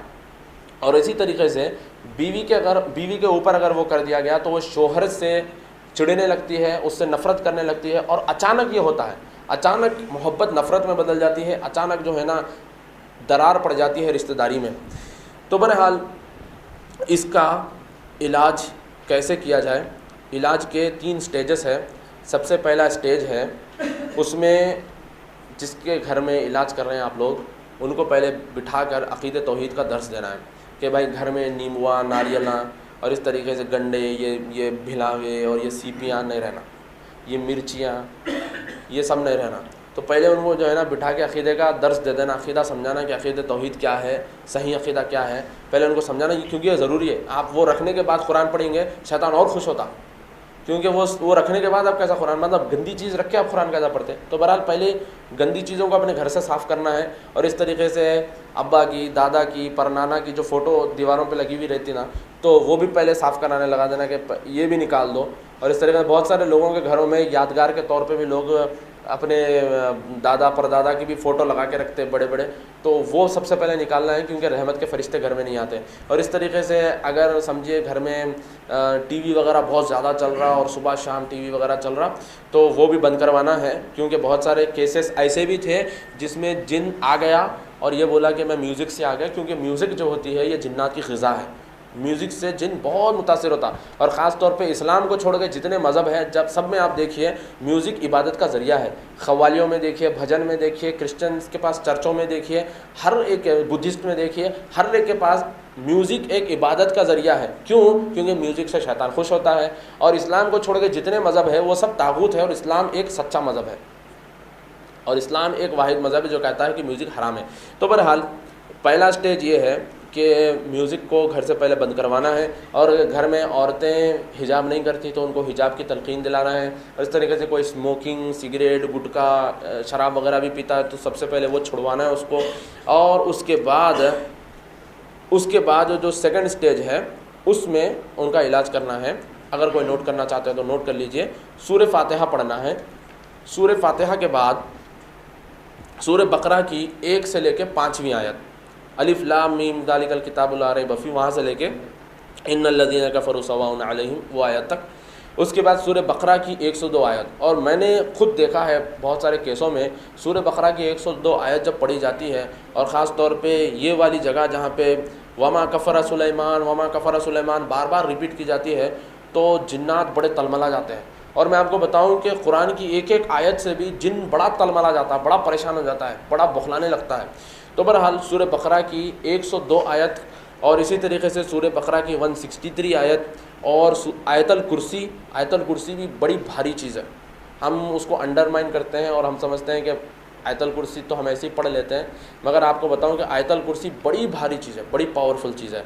तो बहरहाल आयतल कुर्सी पढ़ना है। उसके बाद सूरह बकरा की 285 और 286 आयत, यानी कि आमन रसूल बिमा उनज़िला इलैहि मिन रब्बिहि वल मोमिनून, वहाँ से लेके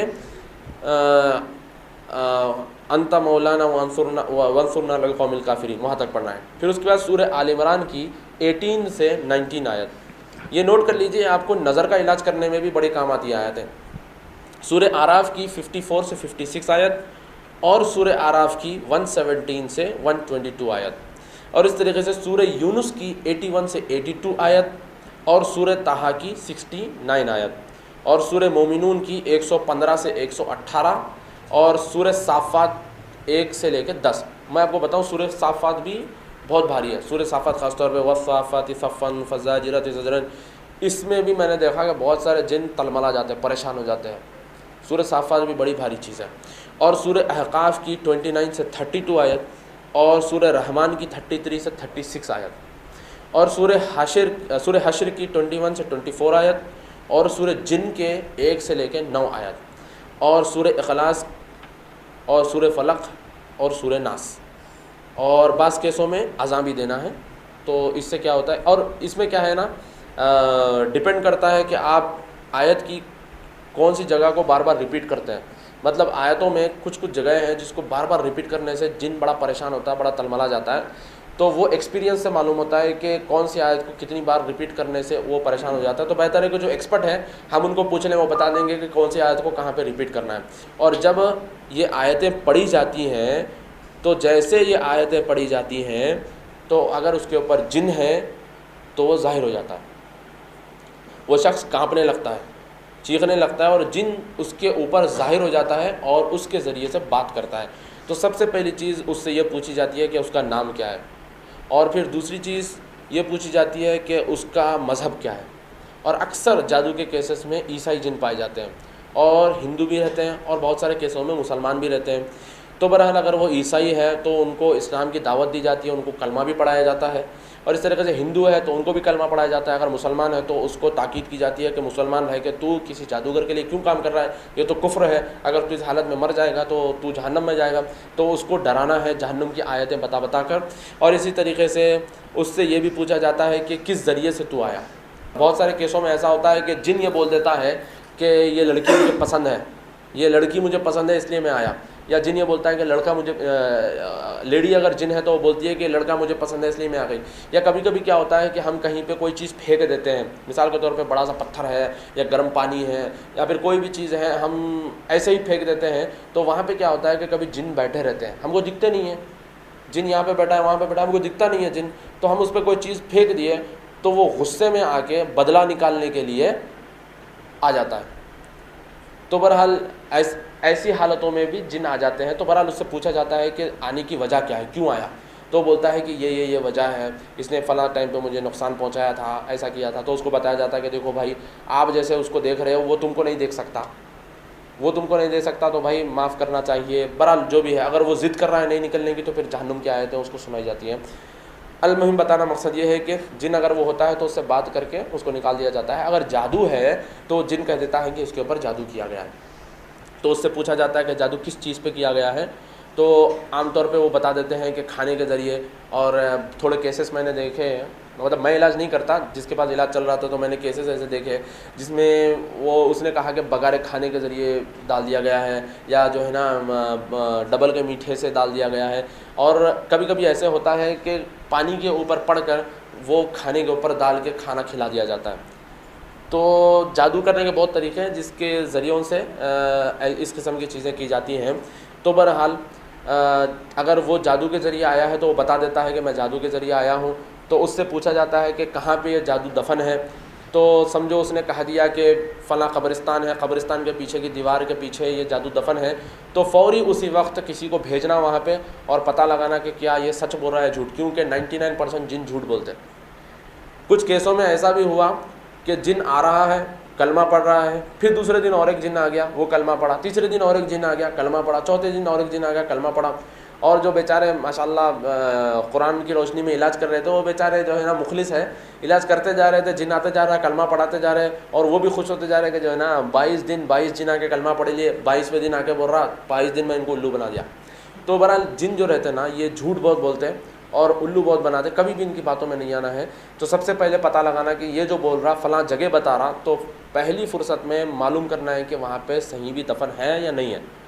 तो किसी को भेजना वहाँ पे, तो जैसे अगर वो चीज़ मिल जाए तो उसको फ़ौरी ख़त्म कर देना, उसका अमल जो है ना ज़ाया कर देना। उसके लिए क्या करना है, अभी जो मैं आपको आयतें बताया, वो आयतों को पानी के ऊपर पढ़ना है, और अगर हो सके तो पानी के अंदर थोड़े से ज़ाफ़रान की डंडियाँ जो है वो डाल के थोड़ा सा आप उसको पीला कर देंगे, उसके ऊपर ये जो कुरान की आयतें हैं ऐसा पढ़ना है मानो आपका थूक उसके अंदर गिरे, या फिर थूक नहीं गिर रहा है तो फिर पढ़ने के बाद उस पर आप फूंक दें पानी के ऊपर।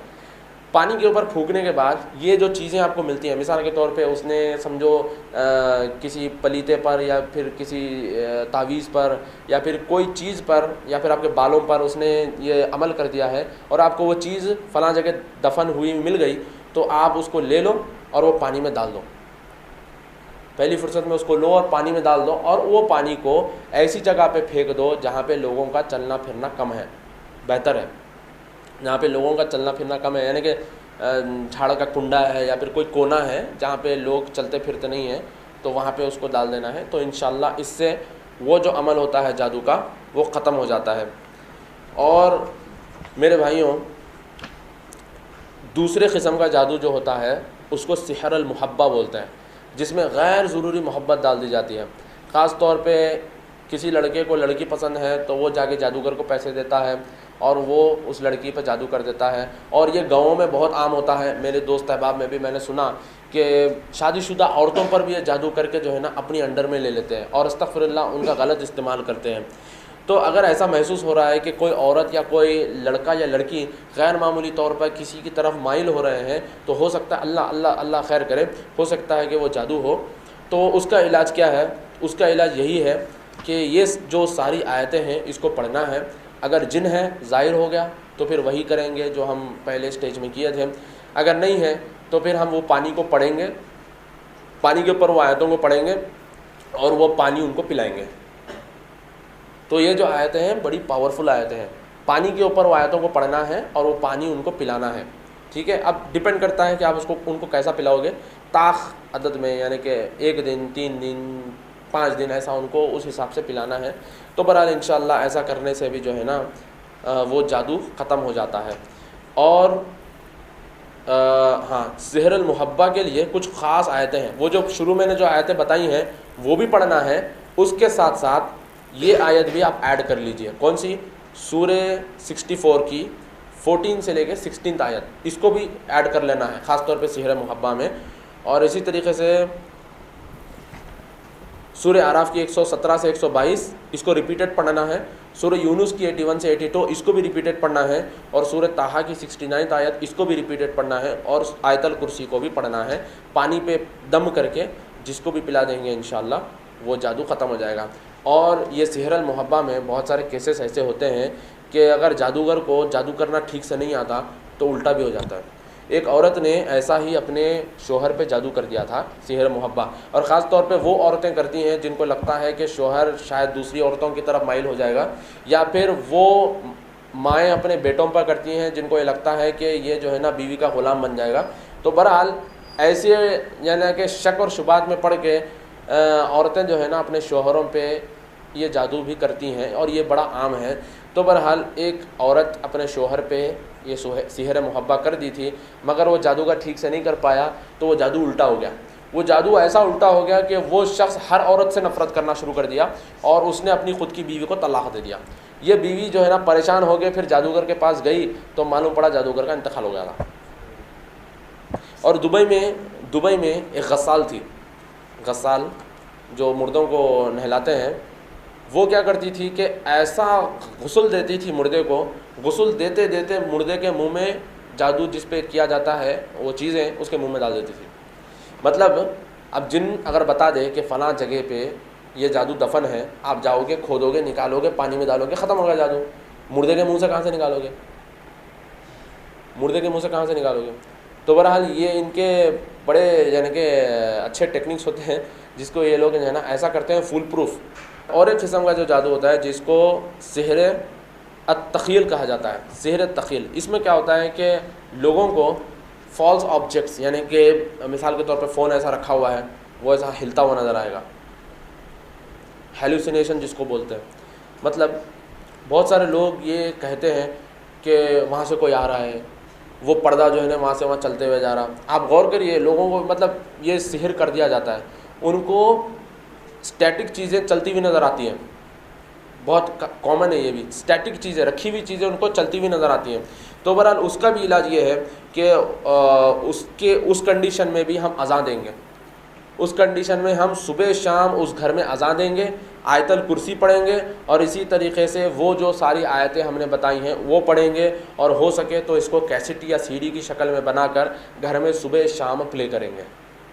इंशाअल्लाह वो जो भी जिन वहाँ पे रहेंगे जो उसको परेशान करते होंगे वो भाग जाएंगे। और एक होता है जिसको सिहर अल जुनून कहा जाता है। इसमें लोगों को पागल कर दिया जाता है, लोगों को पागल, ख़ास तौर पे अगर किसी की जायदाद हड़पनी है, बीवी अगर किसी और जगह वो शादी करके शोहर की जायदाद हड़पना चाहती है, तो आम तौर पे ऐसे केसेस में ये जादू कर दिया जाता है जिसमें लोगों को पागल कर दिया जाता है। तो इसमें क्या होता है कि वो शख्स रेस्टलेस फील करने लगता है, उसकी जो बात होती है वो बात किसी को समझ नहीं आती, और इस तरीके से उसकी आंखें बाहर निकल जाती है, वो तन्हाई पसंद करता है, वो बार बार भूल जाता है, और उसके बाद वो होते होते होते होते पागल हो जाता है। तो इसका क्या इलाज है? इसका यही इलाज है जो पहले हमने बताया, वही आयतें पढ़ेंगे। जिन आ गया तो उससे हम सिहर का पता लगा लेंगे, और अगर नहीं हुआ तो फिर हम सूरह बकरा, सूरह हूद, सूरह हिज्र, सूरह साफ़ात, सूरह क़ाफ, सूरह रहमान, सूरह मुल्क, सूरह जिन, सूरह आला, सूरह ज़लज़ला, सूरह हुमज़ा और अल काफ़िरून, फ़लक़, नास बार बार पेशेंट के सामने पढ़ेंगे। अगर हो सके तो इसको हम कैसेट की शक्ल में या सीडी की शक्ल में उनको सुनाएंगे। और एक जादू होता है जिसको सिहर खुमुल कहा जाता है। इसमें शख्स सुस्त महसूस करता है, अपने आप को बड़ा सुस्त महसूस करता है, वो काम करना पसंद नहीं करता, अकेलापन पसंद करता है, और इस तरीके से वो एब्सेंट माइंडेड रहता है, और वो लोगों से घुलना मिलना, उनसे बात करना पसंद नहीं करता, खामोशी इख्तियार कर लेता है। तो बहरहाल ये भी एक किस्म का जादू है जिसको सिहर अल खुमुल कहा जाता है। तो इसका इलाज क्या है कि उस शख्स को 60 दिन तक या 45 या फिर 60 दिन तक उस शख्स को बार बार सूरह फातिहा, सूरह बकरा, सूरह आल इमरान, सूरह यासीन, सूरह साफ़ात, सूरह दुखान, सूरह ज़ारियात, सूरह हशर, सूरह मारिज, सूरह गाशिया, सूरह ज़लज़ला, सूरह कारिया और सूरह अल मुअज़्ज़ितैन, फ़लक़ और नास, ये उस शख्स को बार बार सुनाना है सुबह शाम।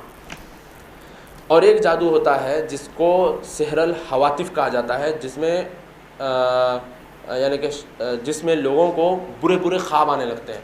और अजीब सी आवाज़ें उनको सुनाई देती हैं। मतलब वो बैठा हुआ है, उसको ऐसी आवाज़ आती है कि कोई उसको आवाज़ दिया, पीछे पलट के देखा कोई नहीं है, उसको लगा कि वहाँ से कोई आवाज़ दे रहा है, देखा कोई नहीं है। तो जिन जो है ना खेलते हैं उसके साथ ये जादू में, जिसको हेलुसिनेशंस भी कहा जाता है, तो उसको बुरे बुरे ख्वाब आने लगते हैं और इस तरीके से उसको जो है ना आवाज़ें आती है। तो इसका इलाज भी ये है कि जो हमने पहले बताया वही इलाज है। और इसका दूसरा तरीका ये है कि उस शख्स को वज़ू करने के लिए कहना चाहिए कि वो जितना हो सके वज़ू की हालत में रहे, और इसी तरीके से फ़लक नास पढ़ना है, सूरह साफ़ात उसको सुबह शाम सुनाना है, और ख़ास तौर पे बेड को मतलब सोने जाने से पहले उसको बोलना है कि सूरह साफ़ात पढ़ के सो, सूरह साफ़ात पढ़ के सो। इंशाअल्लाह ये सारी चीज़ ख़त्म हो जाती है। बड़े आसान चुटकुले हैं, आसान जो है ना टेक्निक्स है। सूरह साफ़ात पढ़ना है, सूरह साफ़ात पढ़ लिए, सो गए वज़ू करके, क्या है, कोई जिन आके आपको परेशान नहीं करेगा, कोई आपको बुरे बुरे ख्वाब नहीं बताएगा। तो बहरहाल ये आसान तरीक़े हैं। और एक चीज़ क्या है, बिस्मिल्लाहिल्लज़ी ला यज़ुर्रु मअ इस्मिही शैअन फिल अर्दि वला फिस समाई व हुवस समीउल अलीम, ये भी बड़ी पावरफुल चीज़ है, इसको भी सुबह शाम पढ़ना चाहिए।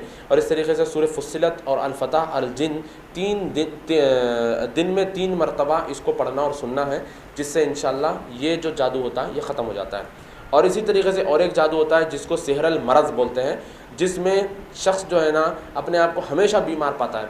कभी सर में दर्द ख़त्म हुआ पेट में ख़त्म हुआ, फिर किसी हाथ में, फिर हाथ में ख़त्म हुआ पैर में, फिर कहीं ना कहीं कंटिन्यू, फिर कमर में, यानी कि उसको जो दर्द होगा वो कंटिन्यू चलता रहेगा। ये सिहरल मरज़ बोलते हैं, ये बीमार रखने के लिए उसको किया जाता है। तो इसका भी इलाज क्या है जो हमने पहले बताया, वो तो बाय डिफ़ॉल्ट हर जगह करना है। और उसके साथ साथ सीडी या कैसेट में सूरह फातिहा, आयतल कुर्सी, सूरह दुखान, सूरह जिन, इसको बार बार रिपीट करना है। और कलौंजी के जो बीज होते हैं या फिर कलौंजी का जो तेल होता है उसके ऊपर ये आयतों को जो मैंने पहले बताई हैं उसको पढ़ के वो जगह पे मलना है। मिसाल के तौर पे उसको हाथ में बहुत दर्द हो रहा तो कलौंजी के तेल पे या बीजों पे उसको पढ़ के वहाँ पे मलना है। पैर में हो रहा तो पैर पे, गर्दन में हो रहा तो गर्दन पे। ऐसे बहुत सारे लाइफ केसेस है अल्हम्दुलिल्लाह, ये करने से अल्हम्दुलिल्लाह ख़त्म हो गया। एक लड़की जो बात ही नहीं कर पा रही थी, अल्हम्दुलिल्लाह वो बात करने लगी कुरान से, सिर्फ कुरान की आयतें पढ़े। इसलिए अल्लाह ताला ने कुरान में कहा कि कुरान जो है ना शिफ़ा है, वनुनज़्ज़िलु मिनल कुरान मा हुआ शिफ़ा व रहमतुल लिल मोमिनीन वला यज़ीदु ज़ालिमीन इल्ला ख़सारा। मोमिनों के लिए शिफ़ा है कुरान, जिस्मानी शिफ़ा भी है, दिल की शिफ़ा भी है। तो बहरहाल एक केस ऐसा भी था, औरत का पैर नम हो गया था और अल्हम्दुलिल्लाह कुरान की आयतें पढ़ी गई और इस तरीके से ये जो कलौंजी का तेल वगैरह है उसको मला गया, अल्हम्दुलिल्लाह औरत का पैर ठीक हो गया। बहुत सारे ऐसी चीज़ें हैं जिसमें जिन्नात परेशान करते हैं, तो अल्हम्दुलिल्लाह कुरान पढ़ने से वो भाग जाते हैं। एक और किस्म का जादू होता है जिसको सिहर नज़िफ़ कहा जाता है। ये ख़ास तौर पे औरतों पे किया जाता है, जिसमें औरतें, यानी कि अब मैं कैसे बताऊँ आपको, औरतें जो है ना हमेशा नापाक रहती हैं, मतलब हमेशा उनको ब्लीडिंग होती रहती है। और ये जादू में ख़ास तौर पे क्या होता है कि जादूगर जब जिन को भेजता है तो जिन औरत के जिस्म में दाखिल होकर एक ऐसी रग पर या फिर ऐसी वेन पर वो ठोकर मार देता है, और वो ठोकर मारने के बाद वहाँ से लगातार खून जारी रहता है, तो वो कभी नमाज़ नहीं पढ़ सकती, वो हमेशा नापाक हालत में ही रहती है, ब्लीडिंग बार बार होती है। तो उसका इलाज भी ये है कि वो जो रुक़िया हमने पहले बताया है वो बार बार पढ़ेंगे और वही रुक़िया को पानी पे दम करके वो औरतों को पिलाएंगे। और इस तरीके से उनसे ये भी कहा जाएगा कि वो उस पानी से अपने जिस्म को भी साफ़ कर ले, तो इंशाअल्लाह ये जो जादू है वो ख़त्म हो जाएगा। एक आखिरी जो है वो मैं आपको बता दूँ, इसको हाँ, एक जादू होता है जिसको ख़ास तौर पे शादियों में दरार डालने के लिए या शादियों में रुकावट डालने के लिए किया जाता है। और मैं आपको बताऊं हैदराबाद में बहुत कॉमन है, ख़ास तौर पे शादियों में डिले करने के लिए ये किया जाता है। क्यों? अब मिसाल के तौर पे फ़लाँ की लड़की पसंद आ गई, फ़लाँ की लड़की पसंद आई, रिश्तेदारी में है, साले की लड़की पसंद आ गई और बोले कि भाई आपकी लड़की पसंद है हमको, हमारे बच्चे को देते क्या? तो साले साहब बोले नहीं भाई आपका बच्चा हमारे को पसंद नहीं है, आवारा है, हम नहीं देते। अच्छा हमारे को नहीं देते, अब देखेंगे क्या करते, हमारे को नहीं देते ना, देखेंगे क्या करते। ये कॉमन है। और जो इलाज कर रहे हैं उनसे मैं पूछा कि सबसे ज़्यादा केस किसके आ रहे हैं, जादू के या जिन के? तो बताया कि सबसे ज़्यादा जादू के केसेस आ रहे हैं। क्या वजह क्या है? हसद। अच्छा उन्होंने कार ख़रीदे, उन्होंने बाहर चले गए, कैसा देखेंगे ना, कब तक खुश रहते। तो बहरहाल जो हसद है ना, ये हसद के मारे भी जो है ना लोग जादू कर रहे हैं, और ख़ास तौर पे शादियों के मामलों में भी आके जो है ना जादू कर रहे हैं। हमारी बच्ची को नहीं देते, कभी नहीं कैसा करते, अब हम आपका बच्चा पसंद है, आप करते शादी नहीं करते, आपके बच्चे की होना ही नहीं शादी। तो बहरहाल ये भी एक किस्म का जादू है जिसमें जो है ना शादी को डिले किया जाता है। इसके सिम्टम्स ये है कि इसके सिम्टम्स ये है कि लड़की को लड़का पसंद आ जाता है, और द नेक्स्ट मोमेंट, यानी कि अब रात को आके वो लोग देख के गए लड़के वाले, सुबह उठ के लड़की बोलती बच्चा पसंद नहीं है। इसके कुछ ऐसे सिम्टम्स हैं, और ख़ास तौर पे इसमें ऐसा होता है कि लड़का या लड़की जिसके ऊपर जादू किया जाता है उसको सरदर्द, मतलब ओकेशनली सरदर्द होते रहता, और इसी तरीके से वो एब्सेंट माइंडेडनेस का भी शिकार रहते हैं, और इसी तरीके से उनको पेट का दर्द भी सताता, और ऐसी हालत में वो लोग जो है ना लड़का या लड़की पसंद तो आ जाती मगर दूसरे मोमेंट में वो उनको रिजेक्ट कर देते हैं, वजह समझ में नहीं आती। तो ये जादू में क्या होता है कि जिन जो भी है ना लड़के को लड़की की सूरत जो है ना बदसूरत बताता, और इस तरीके से अगर लड़के पे कर दिया गया है तो लड़के की सूरत जो है ना बदसूरत बताता। तो ये शादियों में डिले करने के लिए किया जाता है। तो इसके लिए इलाज ये है कि लड़का या लड़की को हम ये बोलेंगे कि नमाज जो है उसको वक्त पे पढ़ना है, और इस तरीके से लड़की को हिजाब मेंटेन करना है, और इसी तरीके से गाने म्यूज़िक को बंद करना है। गाने म्यूज़िक बड़े डेंजर चीज़ है, तो इसको सबसे पहले बंद करना है, और सोने से पहले वज़ू करके आयतल कुर्सी पढ़ के सोना है, और इसी तरीके से अपने हाथों को करीब करके मौज़ितैन पढ़ के उस पर हल्का सा थूक के अपने जिस्म पर मल लेना है। और इसी तरीके से हो सके तो 3 दिन जो पानी है, जो अभी मैंने जो अब आपको आयतें बताई हैं, वो आयतों को पानी पे पढ़ के वो पानी को 3 दिन पीना है, और इंशाल्लाह ये सारी की सारी चीज़ें ख़त्म हो जाएंगी। ये जो भी जादू है इंशाल्लाह ख़त्म हो जाएगा। और ये बड़ा आम है, मतलब आम तौर पे ये चीज़ें सुनने में आती रहती कि फ़लाँ की शादी नहीं हो रही थी, इलाज करवाए तो अल्हम्दुलिल्लाह महीना 1.5 महीने में शादी हो गई। 2-2, 2.5, 3-3 सालों से शादी नहीं हो रही थी, इलाज कराने पे अल्हम्दुलिल्लाह शादी हो गई। कभी क्या होता, नज़र भी लग जाती, कभी जादू भी हो जाता। एक जो जादू होता है उसको सिहर रब्त कहा जाता है, सिहर रब्त, और ये ख़ास तौर पे नौजवान बच्चों पे किया जाता है, लड़कों पे। लड़का मेडिकली फ़िट होता है, नॉर्मल होता है, मगर जैसे वो अपनी बीवी के पास जाता है तो वो मेडिकली अनफिट हो जाता है, मेडिकली वो अनफिट हो जाता है, जिसकी वजह से वो नर्वसनेस का शिकार हो जाता है, और अगर वो किसी को नहीं बताता शर्म के मारे तो फिर वो अपने अंदर ही अंदर वो फ्रस्ट्रेशन का भी शिकार हो जाता है, वो मेंटल उसको बीमारियां शुरू हो जाती हैं। तो बहरहाल सिहर रब्त जो होता है इसमें भी जादूगर जो करता है वो यही करता है कि लड़का जो है ना अपनी बीवी के साथ ठीक तरीके से ना मिल पाए। तो इसका इलाज ये है कि आप पहला तरीक़ा तो वो कि हम कुरान की आयतें पढ़ेंगे, अगर जिन है उसमें या फिर जादू उस पर किया गया तो पता चल जाएगा। दूसरा तरीक़ा ये है कि बेर के पत्तों को लिया जाएगा, बेर के 7 पत्तों को लिया जाएगा, और ये अल्हम्दुलिल्लाह कहीं भी मिल जाएंगे हमको।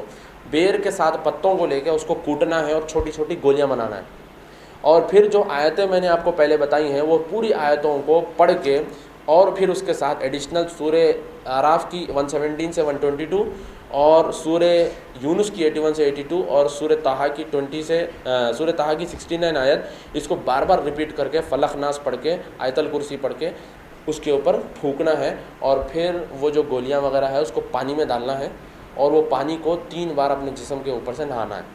और वो पानी जो है ना नाली में बह के नहीं जाना, बल्कि ऐसा करना कि एक छोटा सा बैरल या टब है तो टब में ठहर के वो पानी लेके नहा लेना, और फिर जैसा वो टब में पानी जमा हो जाता फिर से उसको बकेट में लीजिए, फिर से नहाइए, फिर से उसको बकेट में डालिए, फिर से नहाइए। तो 3 बार नहाना है। तो उसके बाद वो पानी को लेके आप ऐसी जगह फेंक दीजिए जहाँ पे लोगों का चलना फिरना नहीं है। तो इंशाल्लाह ये जो जादू है ख़त्म हो जाएगा अल्लाह के इज़्न से। चलिए आखिर में मैं एक चीज़ आपको बता दूँ कि किसी पे अगर जादू हुआ ही नहीं है, और आम तौर पे हम जादू से बचना चाहते हैं, आम तौर पे हम सिर्फ जादू से बचना चाहते हैं, सुबह शाम हम क्या करें जिससे हम जादू से बच सकते हैं, वो तरीक़े पे मैं आपको बता दूं। आसान तरीक़े हैं जिसको हम करेंगे तो 15 तरीक़े हैं जिसको अगर हम करेंगे तो इंशाल्लाह कोई भी जादूगर, दुनिया का बड़े से बड़ा जादूगर भी क्यों ना हो, वो आप पे जादू नहीं कर सकता।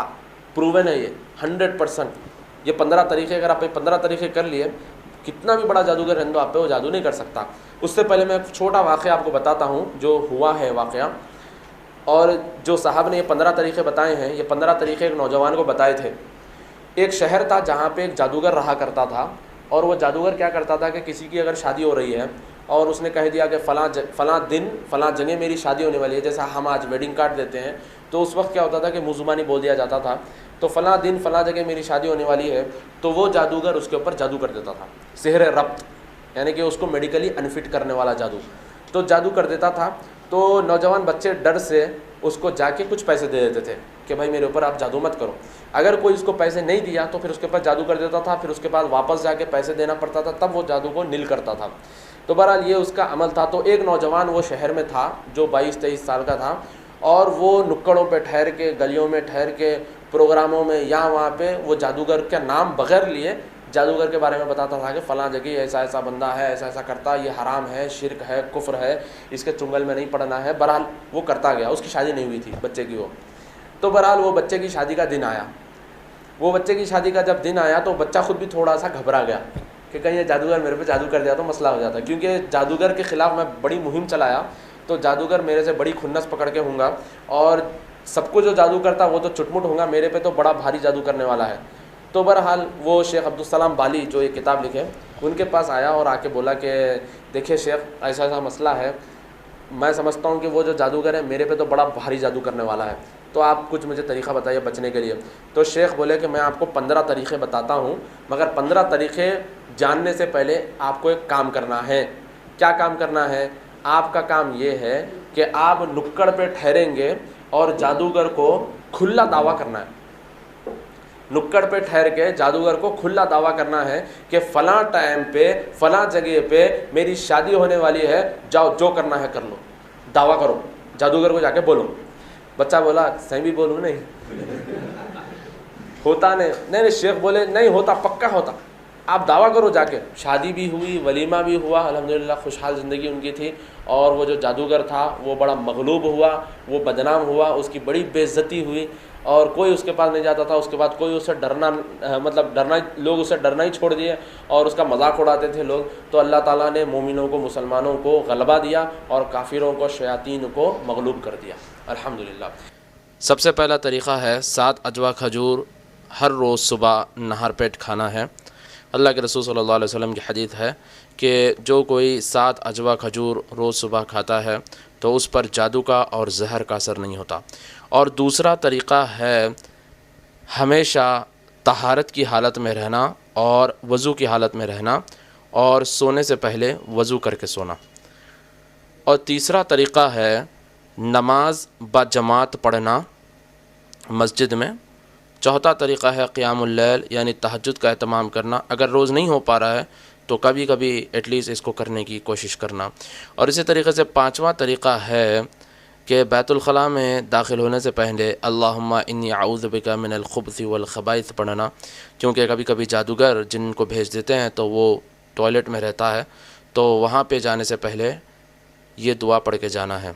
और 6वां तरीक़ा है नमाज शुरू करते वक्त अऊज़ु बिल्लाहि मिनश शैतानिर रजीम मिन नफ़क़िही व नफ़्सिही व हमज़िही पढ़ना है। और 7वां तरीक़ा है बीवी से मिलते वक्त बीवी के पेशानी पर हाथ रख के ये दुआ पढ़ना है, अल्लाहुम्मा इन्नी अस्अलुका खैरहा व खैर मा जबलतहा अलई व अऊज़ु बिका मिन शर्रिहा व शर्रि मा जबलतहा अलई। 8वां तरीक़ा है कि मियाँ और बीवी दोनों 2 रकात पढ़ेंगे, शोहर सामने ठहरेंगे और बीवी पीछे, और दोनों नमाज़ पढ़ने के बाद खूब दुआएं करेंगे।